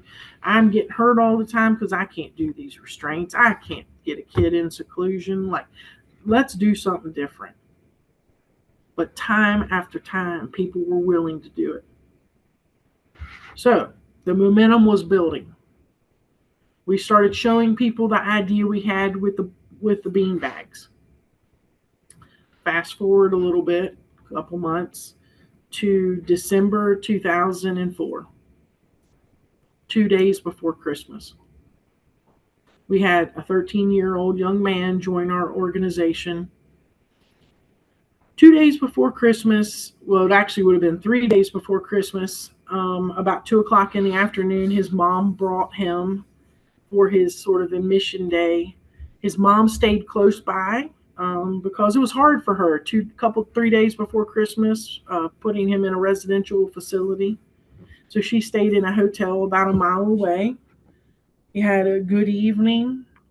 And then the next morning, which was 2 days before Christmas, that he woke up and he was pretty agitated. Mom had told us that he liked baths over showers. And so the staff gave him a bubble bath, got him some breakfast, was really trying to help him to regulate and be more comfortable and not be so agitated. And he became aggressive, and he became aggressive towards another student in the home. They placed him in a standing restraint, at which point he sort of went to the ground and they restrained him. Now, as sad as it is to say, like a lot of places back in 2004, a lot of the restraints that were happening across our country were prone on the floor. So was this one. What was maybe a little different with this one is we had plenty staff that morning. We actually had a staff person that could be in the observer role, like by his head, talking to him, watching him, which, if I'm going to be honest with you, back in those days, a lot of times we didn't have that. And at one point, they saw a change in breathing and color and yelled for everyone to get off. We did have a nurse probably 100 yards away who ran to start CPR. And basically what we learned that day is you can do everything in the manner of a crisis program and how you're trained.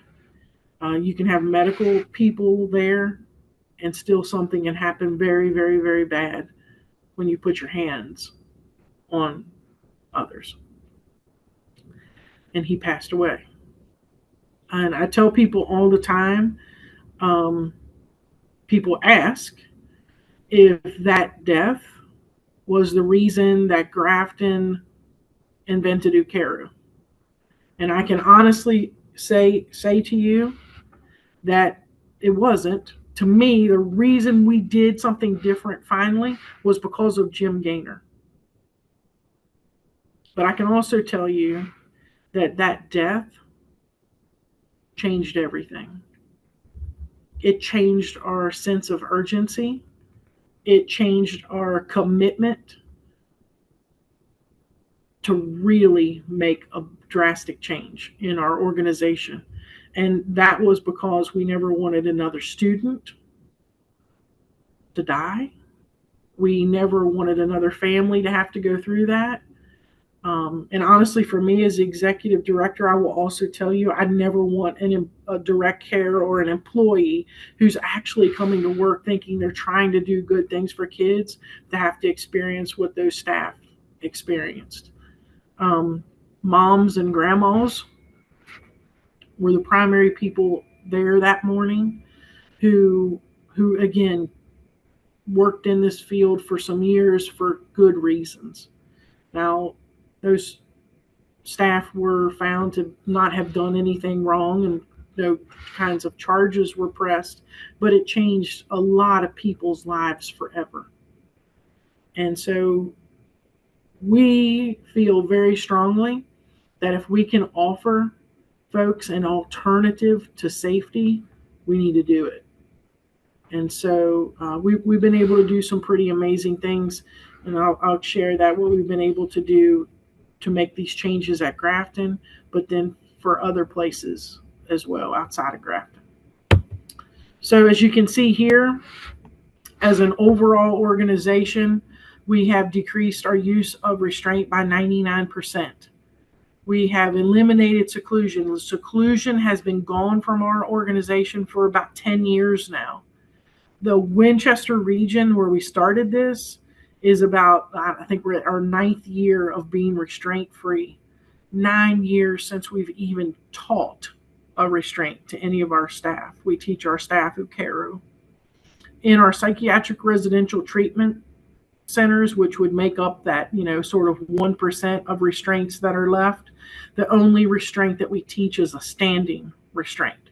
And again, those facilities, like even the one that had the 19 seclusion rooms, has not had seclusion in 10 years. We've, of course, also decreased our staff injury. So you can see there drastic decreases in staff injury. And again, the other thing that is so super cool is our goal mastery has sort of gone through the roof. So I think we're about 13 years now with goal mastery being at 80% or better.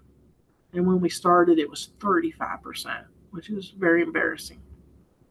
Now, the other thing for being a nonprofit is also useful in schools is since we've been able to do this, and again, Jim Gaynor never said, go find us a big bag of money. It had nothing to do with money. Jim's attitude was always like, if you do the right thing right, good things will come. But what we've also been able to do as an organization is have a return on investment of probably, we're calculating over $27 million now. And what makes that up is our staff turnover has drastically reduced. Now, I'm going to be honest, after the pandemic, that's gone back up a little bit, never to where it was, but it's crept up. So we're trying to get that back down. And again, it's starting to come down. We also have saved a lot of money in our workers' comp premiums, but also our lost time, because it's very expensive for an organization to have someone out injured and you're paying their replacement plus their salary. So a lot of good things have happened out of this, even above and beyond just safety. And so what happened is we wrote a couple peer-reviewed journal articles that landed in those journals, as well as we started getting calls from other people who were hearing about what we were doing. So where we are today, Ukeru is not only being used here at Grafton, it's being used in about I think we're over 750 organizations and schools. Everything from developmental centers to public schools, private schools, foster care agencies are actually training parents in our blocking technique, so then they can actually try to keep kids in families. So it's been incredible for us. Hospitals, psychiatric hospitals, general medical hospitals. So we're doing our very best to help a lot of people. And then I would just end with, this is one of my favorite quotes, because being here for 35 years, starting when I was 19 years old, if you would have even told me this, 30 years ago, and when I was working direct care, I would say it could never be done. And now I every day question why we didn't do it a long time ago. So with that, I appreciate you listening. And would ask if anyone has any questions.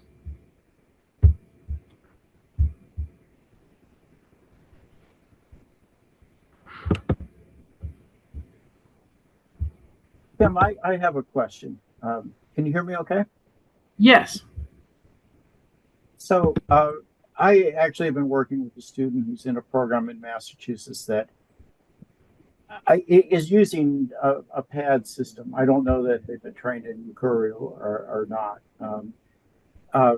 But sometimes the family is very concerned that, what's happening is pads are being used to press the student against the wall and effectively, restraining the student, but not, without a physical restraint.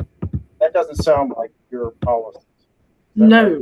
No, sir. That it would be considered one of our prohibited practices, which we train, and which there's a list of prohibited practices on every single one of our blocking pads, and that would be one of the things that is not allowed.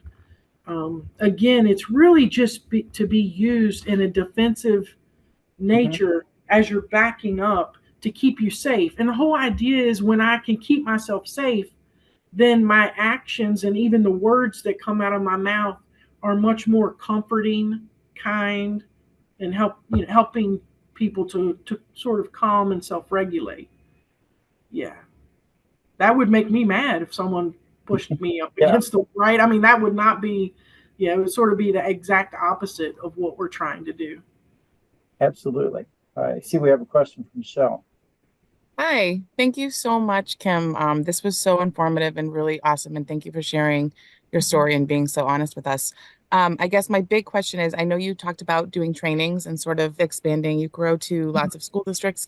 Is your model like you guys come in and train, or do you train a trainer and then we bring it back to the schools? Yeah, we actually do it. We can do it either way, but I would say primarily what people like is the train the trainer. It only takes 2 days to be a trainer. Okay. And then the training you deliver to like your users is what we would call, that's only 1 day. And it is a Okay. solid 8-hour day, but it's 1 day. Okay. But I think the other thing that one of the things I'm most proud of is once you do that with us, then you get us, Okay. right? So we're like a team of about 18 people right now. Yeah. And so it's not like we're going to train you and be like, see you in a year when we do your research, right? No, we want you to be successful. Yeah. So we will help you. Like we will meet with you as many times a week as you want through Zoom, completely free. Awesome. So a lot of people take us up on that. So there's, for instance, they may train like teachers and aides, and if a particular kid is sort of giving them a little bit of a harder time, then we might after school get on a Zoom with those teachers and aides. We don't need to know kids' information, and even act out across Zoom. You know, they might say like he's dropping to the floor and biting us all in the calf, or we'll do that, and we'll practice with them how they could block that. And I also want to say that for us, blocking buys time for a mindset change, right? Yep. So like when some of our regions been like doing this for 10 years or 20 years, you might not see blocking hardly ever used anymore, right? Because it was what it took for staff to, number one, be like, wow, these people care about us now. They're going to help us. And so then once we can get that in, then we can work on the mindset change and the behavior detective stuff and all that. So awesome. We don't want you blocking for forever, No, perfect. Thank you so much. I appreciate it. Yeah, thank you. I want to be where you are. I don't know where that was. It's nice. I see that Sarah has a question. Oh, you're on mute, Sarah. Sarah. You're muted. Sorry. How you guys give the training to people? It's in person, it's online, because it look like that you guys in another state, right? Yeah, we're in Virginia, but we do it in person. Again, we just think it's so important, and sort of the dialogue that can go back and forth, and of course in practicing the physical skills, it's in person. But we sometimes, if you have a certain number of people, will come to you.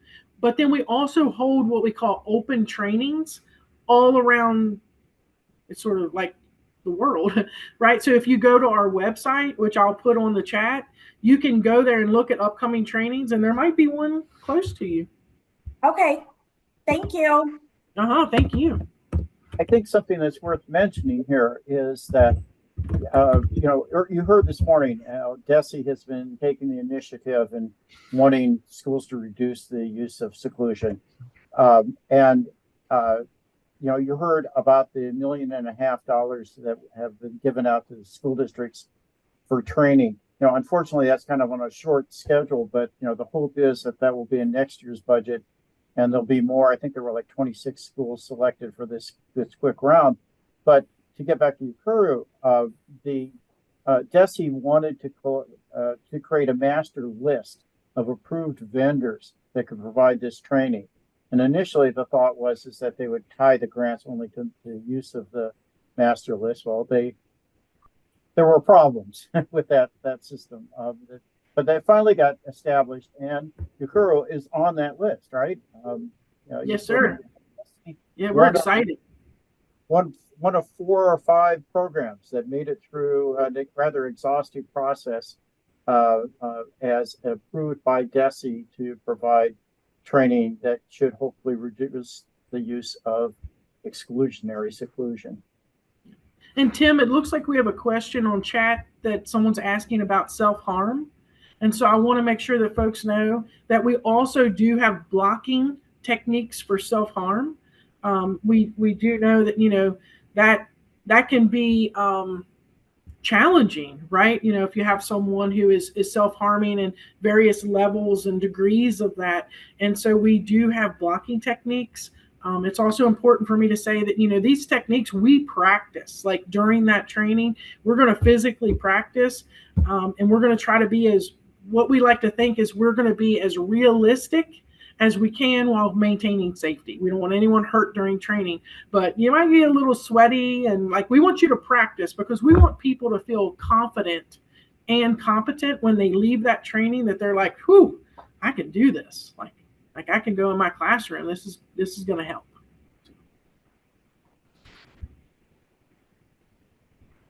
That's very, very good. Any other questions? We really appreciate you being here today, Kim. And I also want to mention that Kim has been working with Stephanie and Emily and I for 2 years now, or a little bit longer. Yes, sir. She's given a lot of her time to helping us understand issues, helping us understand alternatives, and we really appreciate the assistance that's been provided. But I appreciate you guys. You guys have been so kind and wonderful, and yeah, and it's amazing what we're able to do when we work together. So thank you for that. Great. So this has been a filled day. We've been running pretty solid, but it looks like we have time for about a 5 or 6 minute break. So if people want to do that, we'll resume this breakout session with our last presenter, Susan Driscoll of CPI, at about 3 o'clock. So see you then soon. Okay, thanks.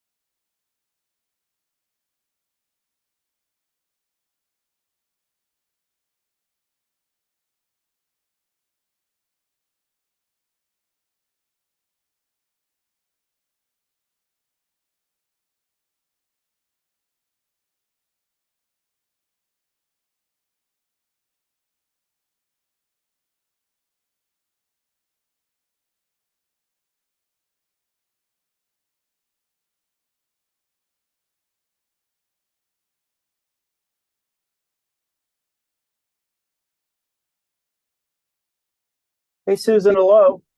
Hi, Tim. How are you? Good to see you. Glad to Good. have you here. Thank you so much. This has been such a day, like so inspiring. I mean, so troubling, Yeah, but yeah.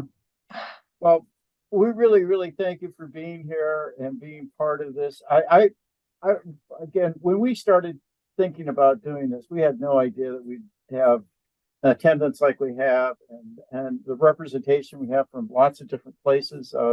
So it's been exciting for us, and you know, we really hope that we can take this and make changes. Um, I and was I think actually we're trying to. texting Guy. I said, I wish every state could do something like this. But then I would love to talk to you about, is there could CPI sponsor some sort of a national forum like their conference, Sure. like virtual conference like this? Because I think people need to hear from Emily. Mhm. And I mean, Yeah, like if honestly, just a 1 hour like presentation of Emily telling her story, and I don't think anyone would want to restrain ever again. absolutely. And it wouldn't be a dry eye. And she's such an effective speaker. I was so impressed by what she had to say. So You heard her really before? good. Well, yes, we've been working together for 2 years, but I haven't heard her do a formal presentation. And she was so nervous about it, but she was just, every word was so well chosen and so powerful. So Honestly, she was just really amazing. yeah, it was good. Um, so it's been a full day, and we still have more to come. And so I know. I saw. I think the audience is dwindling with every presentation, but it's all yeah, good. yeah, it's Friday afternoon. I know. It's I know. fun. I'm impressed that 300 people registered for a Friday conference, but yeah, no, Yeah, I think it's great. it's good. Honestly, after this, please let me know how we can help more. Sure, absolutely. Well, um, we're still figuring it out, but part of the reason for this, and I think everyone's listening in, and it's no secret, but is to generate an effective base to help us make the changes that need to be made. So whether that's in local schools, whether it's at the state level, whether it's at the national level, hopefully the participants that we've had in the conference today, will want to move forward and want to help see the actions taken. So with that, perhaps we should get started with your presentation. I think it looks like Absolutely. we have we have everybody back. Let me uh, do your introduction. Our next presenter is Susan Driscoll. Susan is the president of Crisis Prevention Institute, CPI. CPI is probably the best known organization in terms of behavioral management supports. They've been in the business, I don't know how many years, but I know a long time. I remember working with CPI back in, I think, 2000, the year 2000, when Massachusetts for the first time was developing restraint regulations, and CPI was there at the table with us as part of that process. Susan oversees the development of all products and programs and the all CPI training and customer support associates. She joined CPI in 2017. 2022 was named the director of the company. She joins us out of Milwaukee, Wisconsin. Before coming to CPI, she was president and CEO at Wolters Kluwer Health. I probably didn't say that right, but a very massive professional and education organization that transitioned from being a traditional book publisher to a subscription-based healthcare content business. She's also had extensive experience in other business startup areas. But we're here today and excited to hear about this.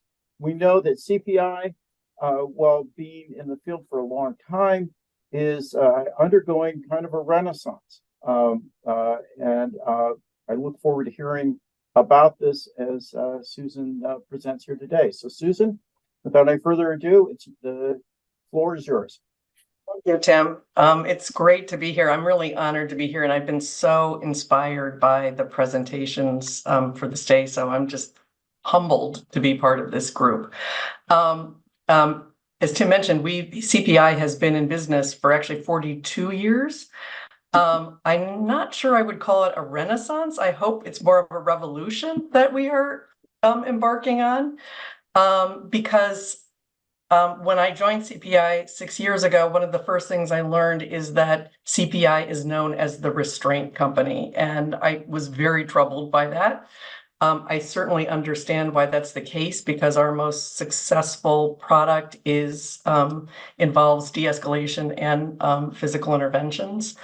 But I really I'm intent on changing that perception and actually eliminating the need or dramatically minimizing the need for restraints. I should say at the very beginning that CPI has never supported, never taught anything about seclusion or timeouts. That is not what we're about, but we're lumped into that category because we do teach restraint. So I'm going to focus today, sort of a capstone of everything that you've heard today, and actually everything that has influenced my own journey into creating this new product, Reframing Behavior. But I'm going to start a little bit about what's happening in our schools. You know this all too well.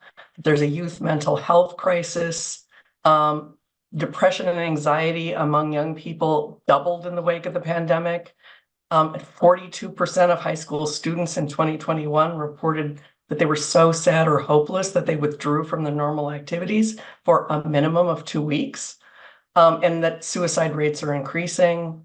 You know that social media is only compounding the problem. The Surgeon General warning that it has a profound effect on adolescents came out last year. There's a lot in the news about the impact, and we feel it too, that constant, always on, always having to compare ourselves, always wondering if we're good enough or not good enough, affects all of us.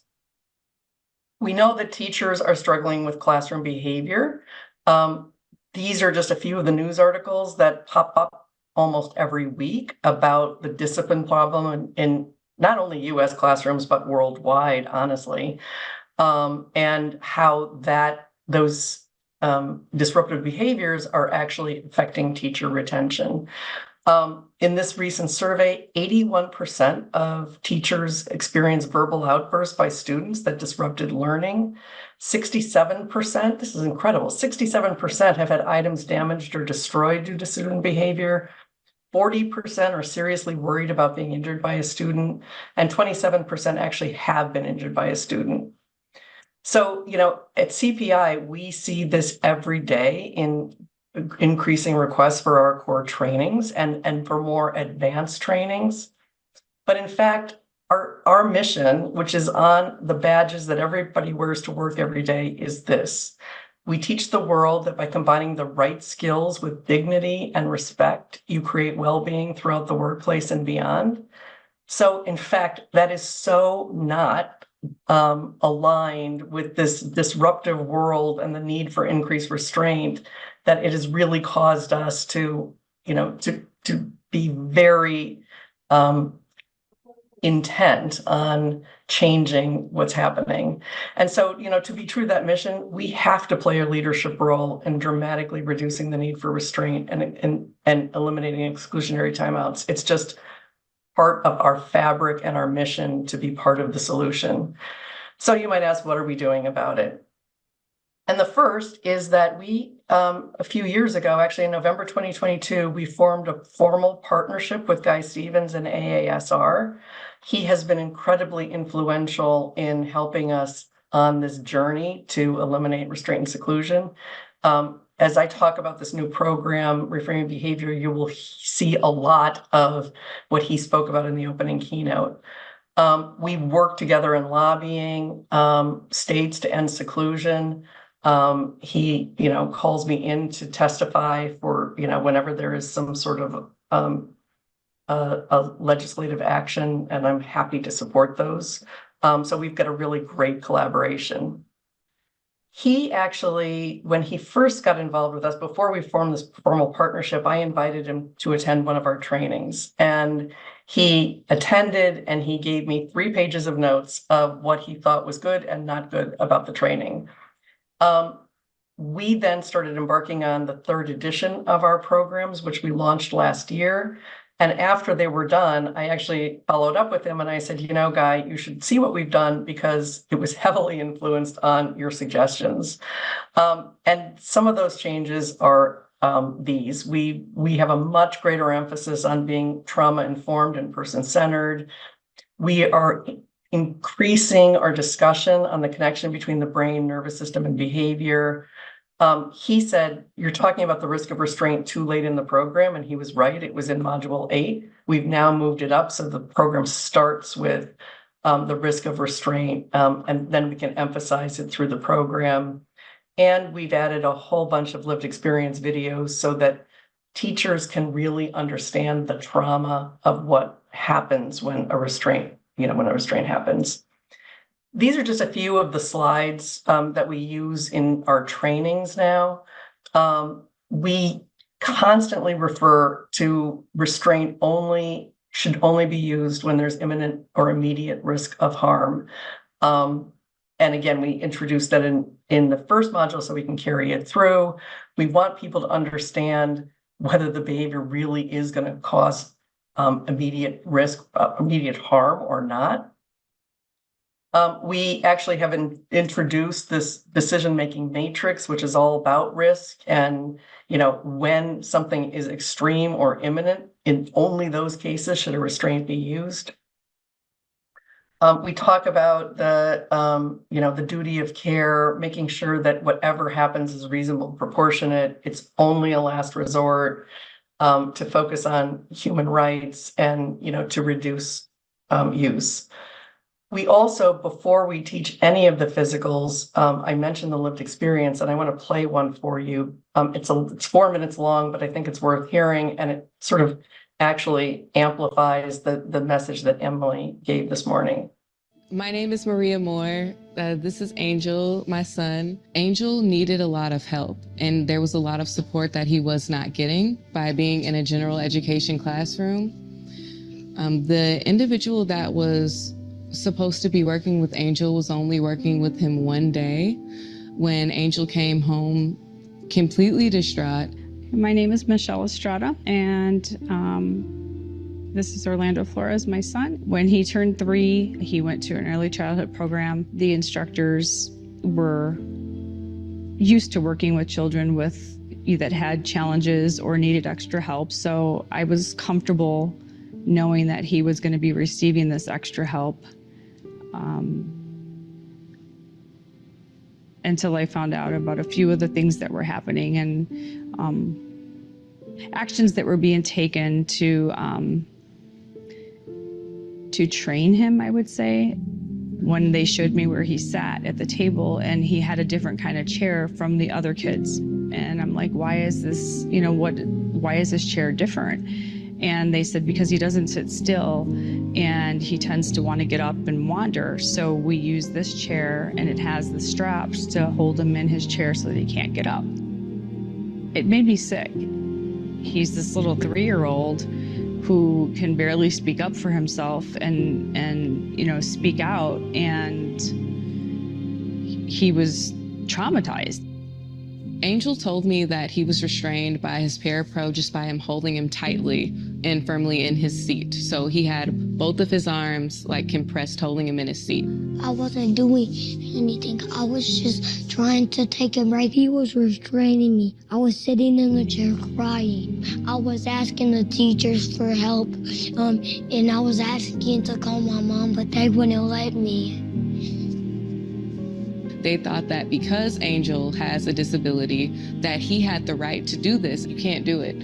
But because he has a disability, the lines were blurred. When Angel was restrained, one of the comments that he made to me when he was crying was that he felt like he just had to take the pain. Angel's view on authority is a little bit tainted now. Whereas maybe he used to think that, you know, teachers were good. I feel like to an extent he does still think that, but anybody that even gets in his bubble, to him now, in authority is unsafe. I feel like because of what happened, I'll always be on edge. I'm always going to be worried about him, and I'm always going to be worried about how people perceive him or treat him. I don't think that that's ever going to change. When you send your child off to school on a daily basis, you put your child's well-being and their safety in the teachers in the school's hands. They would tell me that he was doing great, that he was one of the most well-behaved students in class. Well, my response was, of course he's going to be, because he's terrified and doesn't want to be confined. I don't really remember everything. I just don't like being like squished. Like when my mom tries to give me a hug, like I like try to back her off because like I don't like getting squished. We try to avoid big groups where he's going to be, you know, shoulder to shoulder with people. Like when I'm like around big crowds, I kind of get like anxious because I feel like I'm squished and I can't move. I still have a little bit of resentment and anger that even happened to him, because it's robbed me as a mom of the opportunity to be able to hug my child.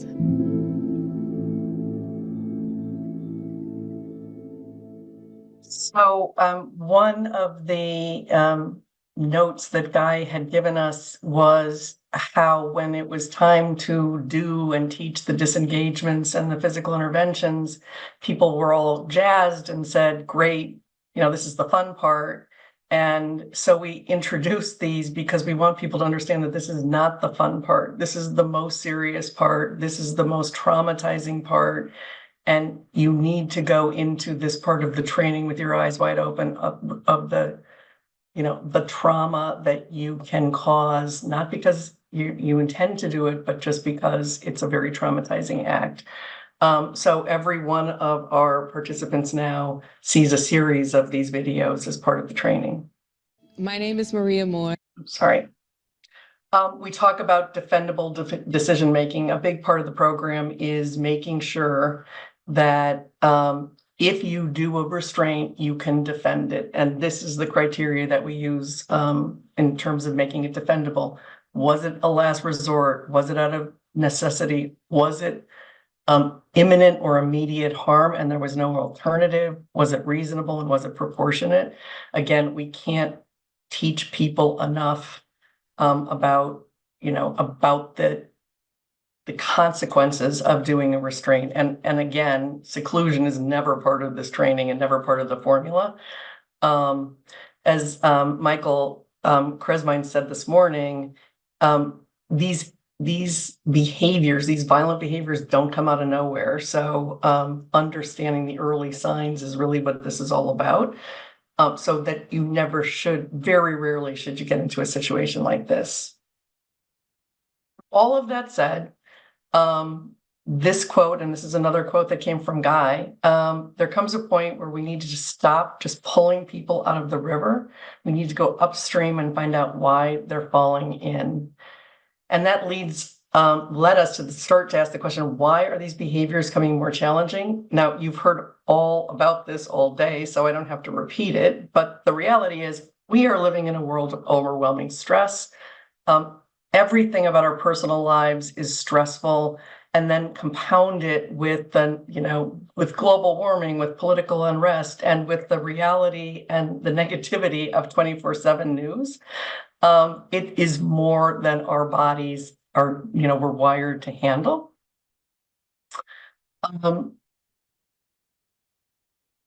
The world isn't getting simpler, so we need to learn new skills to better adapt. And the reality is, as you've heard, and as Guy has influenced us to really, really believe this, that neuroscience is the answer to help us thrive and make a positive difference for ourselves and those around us.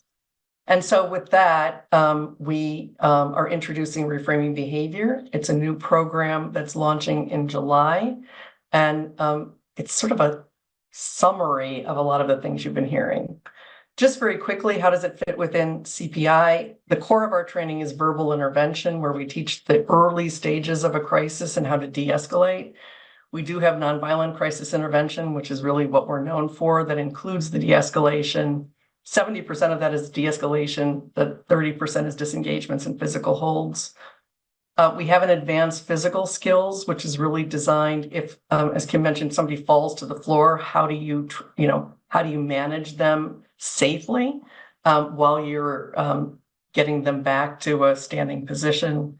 And then reframing behavior is designed as the prequel upstream offering to all of this. So we really want to focus on prevention before there are any early stages of a crisis, and helping staff members understand their role in helping to prevent these challenging behaviors. Unlike most CPI offerings that are designed for Tier 2 or mostly Tier 3 intervention, reframing behavior is designed for all three. It's for all teachers, all staff members, and of course for special ed teachers and staff as well. So what is it? It's an ongoing professional development program. It is purpose-built for pre-K through 12 teachers and staff members. And it's really the first of its kind to synthesize all of this information, all of what you've heard about today, to synthesize it and make it practical and applicable for staff members and teachers as they go through their days. All of our programs are designed to be actionable and immediately practiced. So in creating this program, we wanted to make sure that this was truly practical, immediately actionable, and could be, anything that we're teaching can be done within the flow of a school day. And we really do believe that the skills introduced here can improve teacher well-being, can provide more positive support, and can build a more positive culture for everybody. It's an all staff, all access subscription. I'll talk very briefly about that so you're aware. But we took all of the, you've heard, these books have been referred to throughout the day, Self-Reg and What Happened to You, The Developing Mind. All of these books have very important research and information. We took the bits of it that were relevant to teachers in their workday, and we wove them together to create this new program. Guy is the lead contributor to this program. He has been a huge influence, as I said, on the work that CPI is doing, and especially on the creation of this program. And Guy brought in Connie Persick, who's actually another presenter here today. She is the founder of Supportable Solutions. She's a behavior coach, works with teachers using these principles. So she was the perfect sort of lived experience in the classroom complement to the development team. So it is a single price subscription that includes the training of a facilitator for each school that subscribes. It has an online course that's comprised of micro-learning lessons, and it really focuses on the 4 elements of reframing behavior. There's an electronic presentation and facilitator guide. And then, and all of that's designed for a professional development half-day or day launch event. And then we have a learning library and a whole series of habit development activities. So it's important to understand these concepts, the neuroscience, the connection between the brain, the nervous system, and behavior. It's important to learn that there are practices that can help you cope and thrive, but you've got to practice those to develop habits. So after that launch day, the learning library and the habit development activities allow the facilitator to bring those practices to life and in the hope that these new habits can be formed. I'm going to talk a little bit about the content highlights. I'm going through this very fast because I want to leave time for questions. But there are 4 elements of reframing behavior that we cover in this program. The first is reframe your perspective, and that really is the short course on neuroscience and behavior. We want everybody to have this basic scientific understanding of how the brain and the nervous system work and how they influence behavior so that the practices make sense. After we do that introduction, then the next 3 elements are sets of practices. Reframe Your Awareness is really about self-regulation. Susan earlier, this is very influenced by the work that she does. But the importance of being regulated so that you can co-regulate those people around you.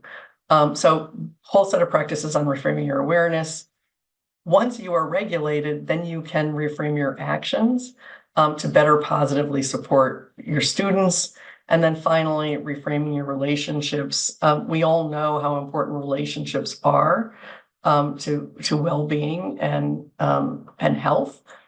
This focuses on the science behind relationships, but also intentional practices that can help build relationships in the course of the school day. So I'm going to go quickly through each one of these elements, and you can see here the topics that are covered in this.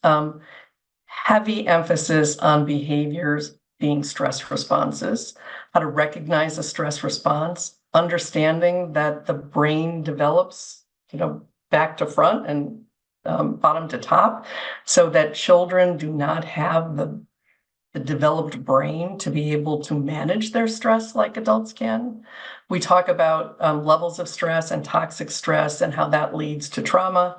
And then we talk about the impact of trauma and neurodivergence on the threat detection system. Again, this whole element is about the need for felt safety and the science behind that. We, make the connection between neuroscience and mental health, and again, emphasize the importance of understanding trauma and neurodivergence as it relates to behavior. In creating this program, we had a medical illustrator design 16 new illustrations to help people make the connection between the brain, the nervous system, and behavior. This is a sample of one. We talked a lot about the brain, but the parts of the brain actually matter a lot in understanding behavior. The brainstem controls the body's vital functions. We don't consciously control those, but the brainstem plays an important role in these stress behaviors. We talk about the limbic system and the amygdala and the hippocampus. We talk about how the amygdala is, the emotional reactions happen there, fear and anxiety. And the hippocampus is important, of course, because where those memories are stored, if there's traumatic memories, those are stored, and re-experiencing a trigger can help, cause you to re-experience, again, completely unintentional, unconscious. And then we explain the cortex and the importance of the cortex, especially the prefrontal cortex, which is where logic happens and when students or adults are engaged and ready to learn, that prefrontal cortex is engaged. We pull it all together to talk about the different parts of the brain and the peripheral nervous system and how it all works. And we have a series of animations that do pull it all together. And I think this is I'll play this now. It's a great example of how we sort of make all this relevant to the teacher's world. Human beings are wired for survival. Our nervous systems and bodies are designed to keep us safe. At every moment, they're scanning the environment, they're monitoring our internal sensations, and they're constantly processing all of this information. They do this to determine whether our bodies feel safe or not. Dr. Stephen Porges calls this process neuroception, where the nervous system continuously evaluates cues from the environment, such as a situation, a place, a person, a thing, or an internal sensation, to determine whether it is safe, dangerous, or potentially life-threatening. This isn't the sort of thing we decide on purpose. The process happens subconsciously, without conscious thought, and it happens very quickly. Here's what it looks like. The amygdala in the brain acts like a threat detection system, an internal smoke detector for danger. It interprets the information coming from the nervous system, and if it perceives a threat, activates a survival response through our body's autonomic nervous system. So for instance, when a person is in the path of an oncoming car, sensory receptors in their eyes or ears, or sometimes both, send information to the amygdala. The amygdala interprets this information as images and sounds, perceives those images and sounds as a threat, and activates a survival response. Simple, right? But a threat doesn't have to be an oncoming car or a moment of massive physical danger. Overwhelming stress, strong emotions like fear, internal sensations like pain or hunger, basically anything that makes our bodies feel unsafe, can register as a threat.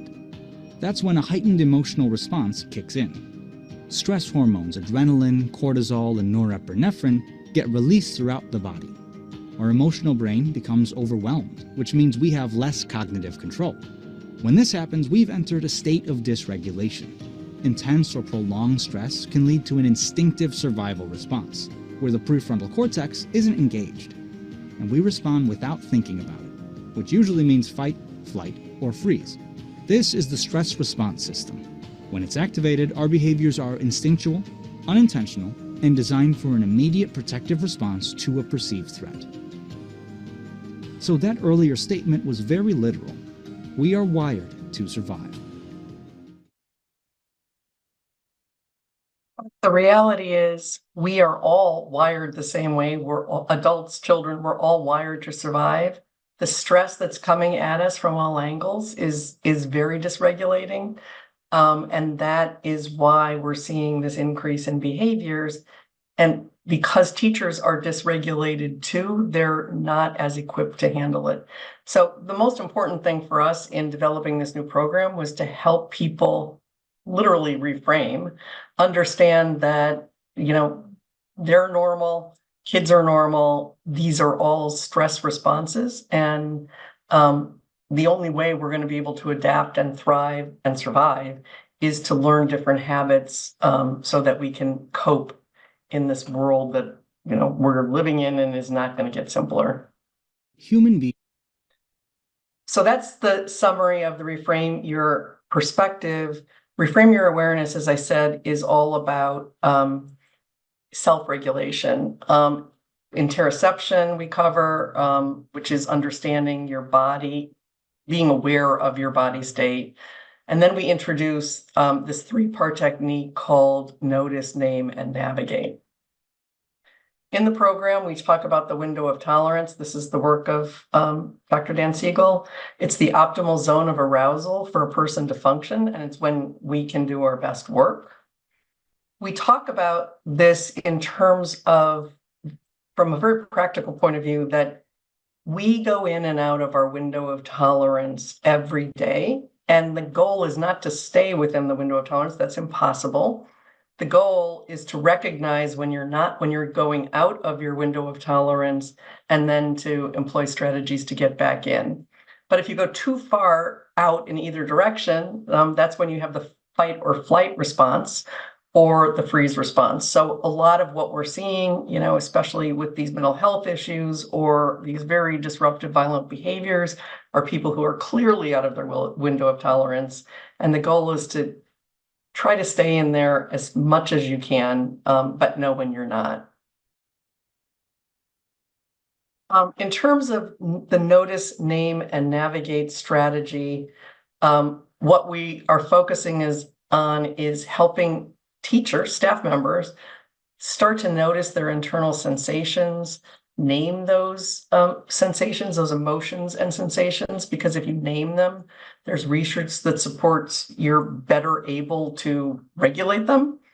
And then in the program, we teach 6 different short, I call them self-regulation hacks that can be done in 5 minutes or less, but that can help the teacher or the staff member get regulated in the course of their school day without having to go out and take a walk or go to exercise or take a yoga class. Those 6 exercises are, there's a movement exercise, there's 2 breathing exercises, box breathing, and a breathing exercise called the physiological sigh. We talk about the importance of hydration, how cold can have an impact, and we introduce this vision exercise called panoramic view. Every single one of these is supported by evidence, and we explain both the evidence that supports it and we explain the science behind it so that people, again, can understand that these are all scientific principles and the impact that any one of them has on your brain and nervous system. Very importantly, through the program, we want teachers to understand that they are humans. This is a journey. They need to understand that they're not going to always be regulated. They're not bad people because they do lose it so often. And that honestly, when there is this moment of a stress behavior, it's our brain and body doing its job. So we should be thankful for it. But how to notice when that's happening and how to use these regulation techniques to get back to a regulated state. The Reframe Your Actions is 4 principles that we teach.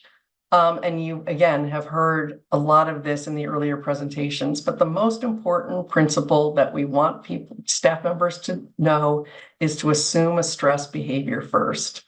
Because if they assume a stress behavior, if they assume that the prefrontal cortex is offline, they will respond differently. They will respond with empathy to get that other person back to a place of felt safety. And that early intervention can make all the difference. We then go into the work of Stuart Ablin and Ross Green, Think, Can't, Not, Won't. Assume that it's an undeveloped ability or skill or an unmet need that is causing the stress behavior, and then try. Kim talked about being a behavior detective. We say get curious and ask questions. If you assume that it's a think, can't, not, won't, then the next step is, well, what's causing it? So asking questions to get to the bottom of it.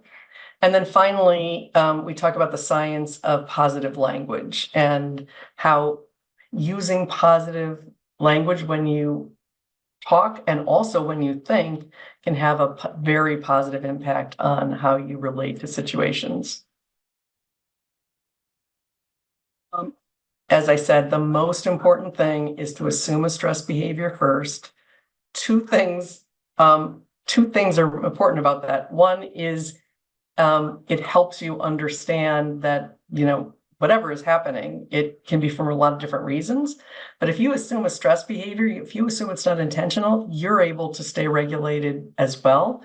And if you're regulated, then you can better co-regulate that other person. The final element is reframe your relationships.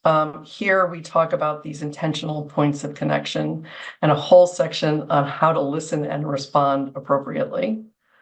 Positive interactions, actually this whole idea of co-regulation, we talk about mirror neurons, which is our regulated state regulates the other person. There's a lot of science that supports this.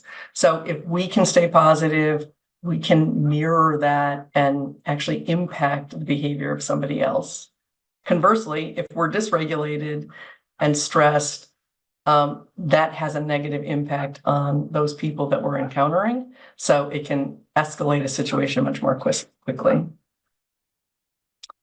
We talk about neuroplasticity. Emily talked about this a little bit this morning, but we can rewire our brains and we can help people overcome the impact of trauma. It takes a long time and a lot of practice, but through these positive interactions, we can help the brain reverse those negative patterns and create new neural pathways that help people establish, new connections. These are 3 of the intentional points of connection. They seem very basic, but they are basic because we want people to understand you don't have to get a new degree in order to start to practice these things. The importance of greeting people, the importance of planning touch points, and the importance of apologizing when you do have a dysregulated moment. Then we talk about these responsive and authentic interactions, including, intentional listening and responding, and how to be authentic and what a difference that can make. So now I just want to talk a minute about the learning library and the habit development activities. The Learning Library, which I said is available to every staff member in the school for the full life of the subscription. It includes the online course, and the online course is broken into micro-learnings so that they're easily searchable. So if you want to learn more about mirror neurons, you can search for it and see all the materials in the library that are related to that. We have these deeper dive articles. As we were creating this program, and I should add that it's a 2-hour online course, and if you use that online course, then it would be a 3.5-hour professional development day. There was so much research and important information that we couldn't put into that course that we created these deeper dive articles. So it's more research, more of the science behind some of the topics that we introduce in the program. We have book summaries. So we want to encourage people to read these best-selling books. We include a series of these best-selling books, summarize the content, have discussion questions if a school wants to have a book share or a book group. We have a series of what good looks like videos. These are for the relationship section and these intentional practices. We wanted to give teachers models for what that looks like. And so we created these videos, and then there's other resources, posters, handout, things like that. Habit development activities are super important to this program. We know, and I think one of the issues that we face with our core trainings is that people take the training once a year, they go through everything, and then they go back and do their regular jobs. We wanted to introduce habit development into this program. So each of these practices that we're introducing in the program have these habit development activities associated with them. We expect that any one of these activities will take 2 to 3 weeks. The staff members will learn, will be exposed to the activity, reflect and keep a journal, try to practice it, and then come back at a staff meeting, their next staff meeting, and talk about how it worked. We hope that because the teachers are all working together around a common habit, that they'll be able to support each other better, and that this process of working on these practices will have a meaningful impact much beyond a one and done training. We're also introducing what we're calling a situational reframe activity. And this is designed for teachers to use these practices, use these principles to sort of dissect a challenging situation.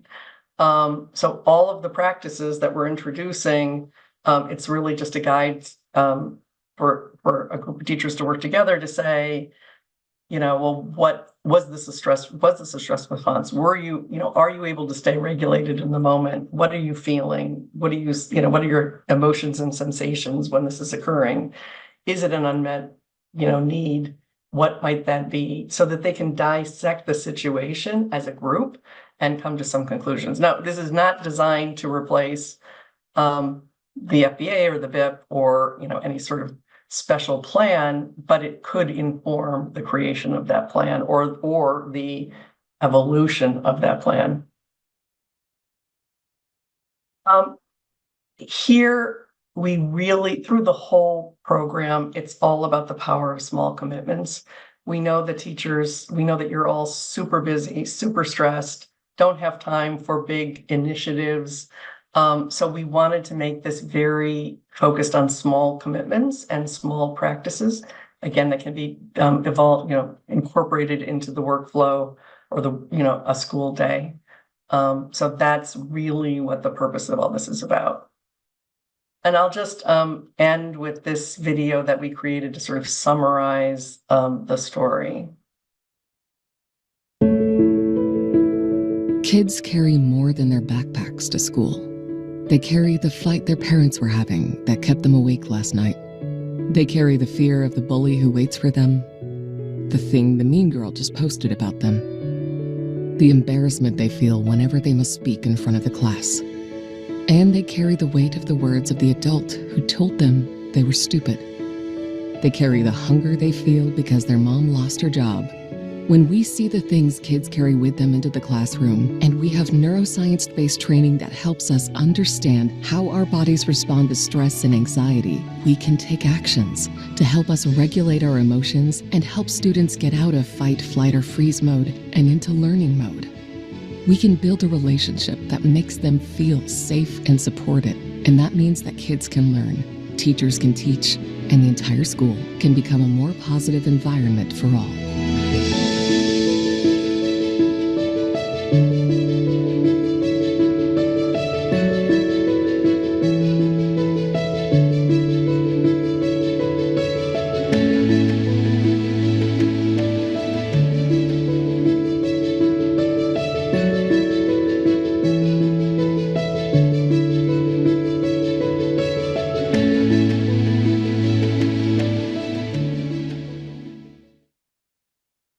And I'll just end with this: see a child differently and you'll see a different child. It's a quote from Dr. Stuart Shanker. And I think that is the purpose of why we've done this program. We hope that by giving people a basic exposure to the science that connects the brain, the nervous system to behavior, they will begin to understand concepts like self-regulation, felt safety, the threat detection system, and start to see that most of these challenging behaviors we're seeing are stress responses, and be able to then respond differently, more compassionately, more empathetically, to create that felt safety that we so need in our schools. And with that, I will open it up for questions if there are any. Thank you, Susan. That was an incredible presentation. And it's clear that an awful lot of thought has gone into what you characterize as a revolution. And I'm really excited to see that. I'm excited to see how all these different streams are coming together to improve how we work with the children we work with. And so thank you. Questions? I see some. So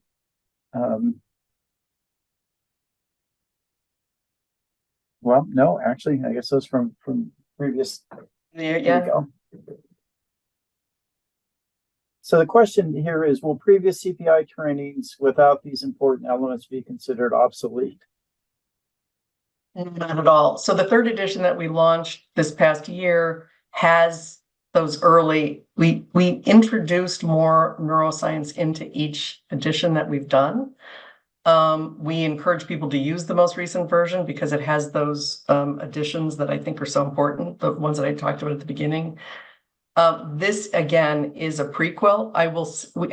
We revise the core programs every 4 years, so it will be another 3 years before we launch a new one. Having this new insight and knowledge will, definitely influence that fourth edition. But so much of what we train today is based on the important, understanding stress behaviors, understanding and recognizing the early stages of a crisis, and de-escalating it at those early stages so you're minimizing the need for restraint. Can you tell us how CPI is organized in terms of who does the school district reach out to if they want to have a training? How would this go about? Is there a local entity? Yeah, absolutely. So the easiest thing is just to go to our website, crisisprevention.com. There's an 800 number. Call the 800 number. We have only live people. Whether it's one of our core trainings, verbal intervention or nonviolent crisis intervention, or you're interested in this new program, it's the same staff and the same number that you would call. And so there's a follow-up question from Cassie. That is, how do you address schools that are misusing and overusing restraints and claim to be following CPI? Oh my gosh, that is such an important question. And I'm open to any suggestions you have, but let me tell you what we're doing. Guy has been a great partner in that because people generally go to him first. He immediately alerts us to it, and then we have a protocol that we follow up with the with the district leadership to, let them know that there's some sort of, there is an issue. We will go in and offer to do a free, assessment. We have a lot of support. I think that differentiate, like Ukeru and Kim, we really believe we want to be the partner to a district or a school. So we have consultants who can answer any question.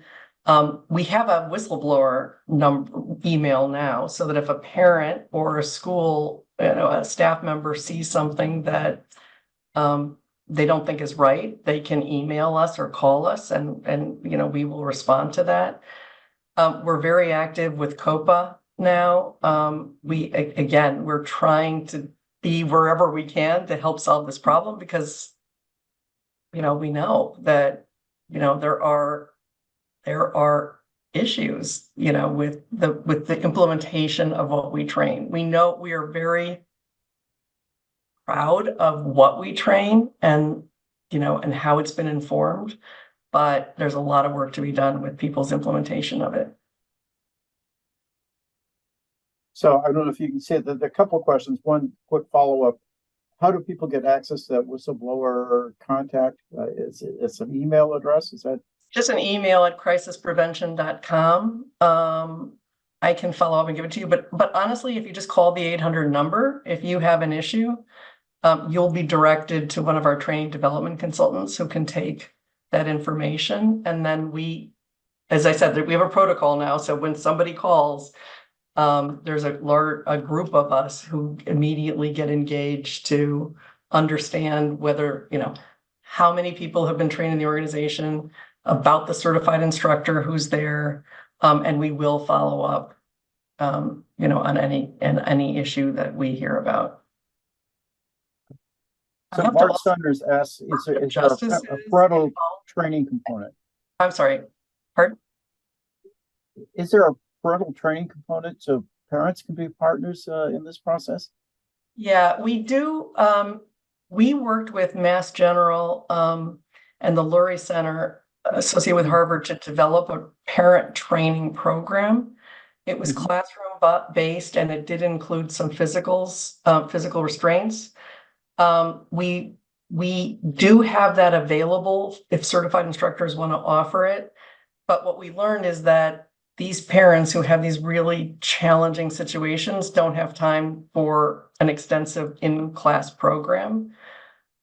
So it's available, but we haven't really rolled it out. If somebody's interested in it, they can contact me, and we can make it available. We know that there's a huge need for this training, this reframing behavior for parents, and we wanted to get it out there for teachers first and learn from them what might be needed for parents. I know we need to give teachers parent resources that are based on some of these simple principles, and we will do that and put them in the learning library. But we've got to figure out, there's a lot to figure out of, how to give parents enough information and confidence without overwhelming them too. Good. So there's a question that a non-restrictive strategy is to remove the audience when a person's in distress and is being unsafe.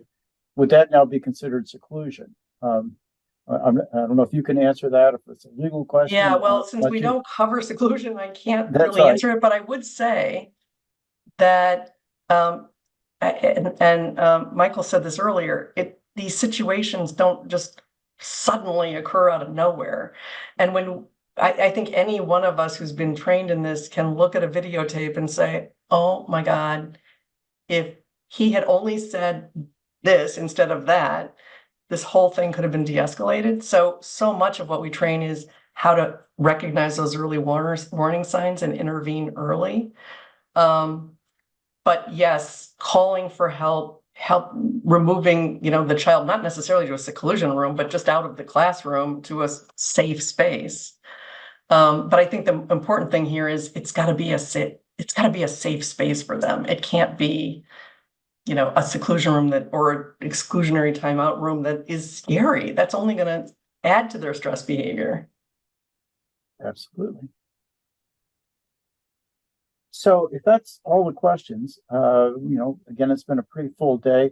We do still have a panel at 4 o'clock, and we hope that you'll be able to stay for that. Now you're going to have to go back and use the link that you used this morning because of the technicalities of our Zoom contract here. But it looks like we can take a 10-minute break, come back at 4 o'clock. We'll try and wrap it up. We want you to hear from each of the organizations that have sponsored today's events and try and give you some takeaways. So please don't leave us. And I'm really impressed that we've been able to maintain your attention on a Friday afternoon when the sun's kind of shining and it's warm.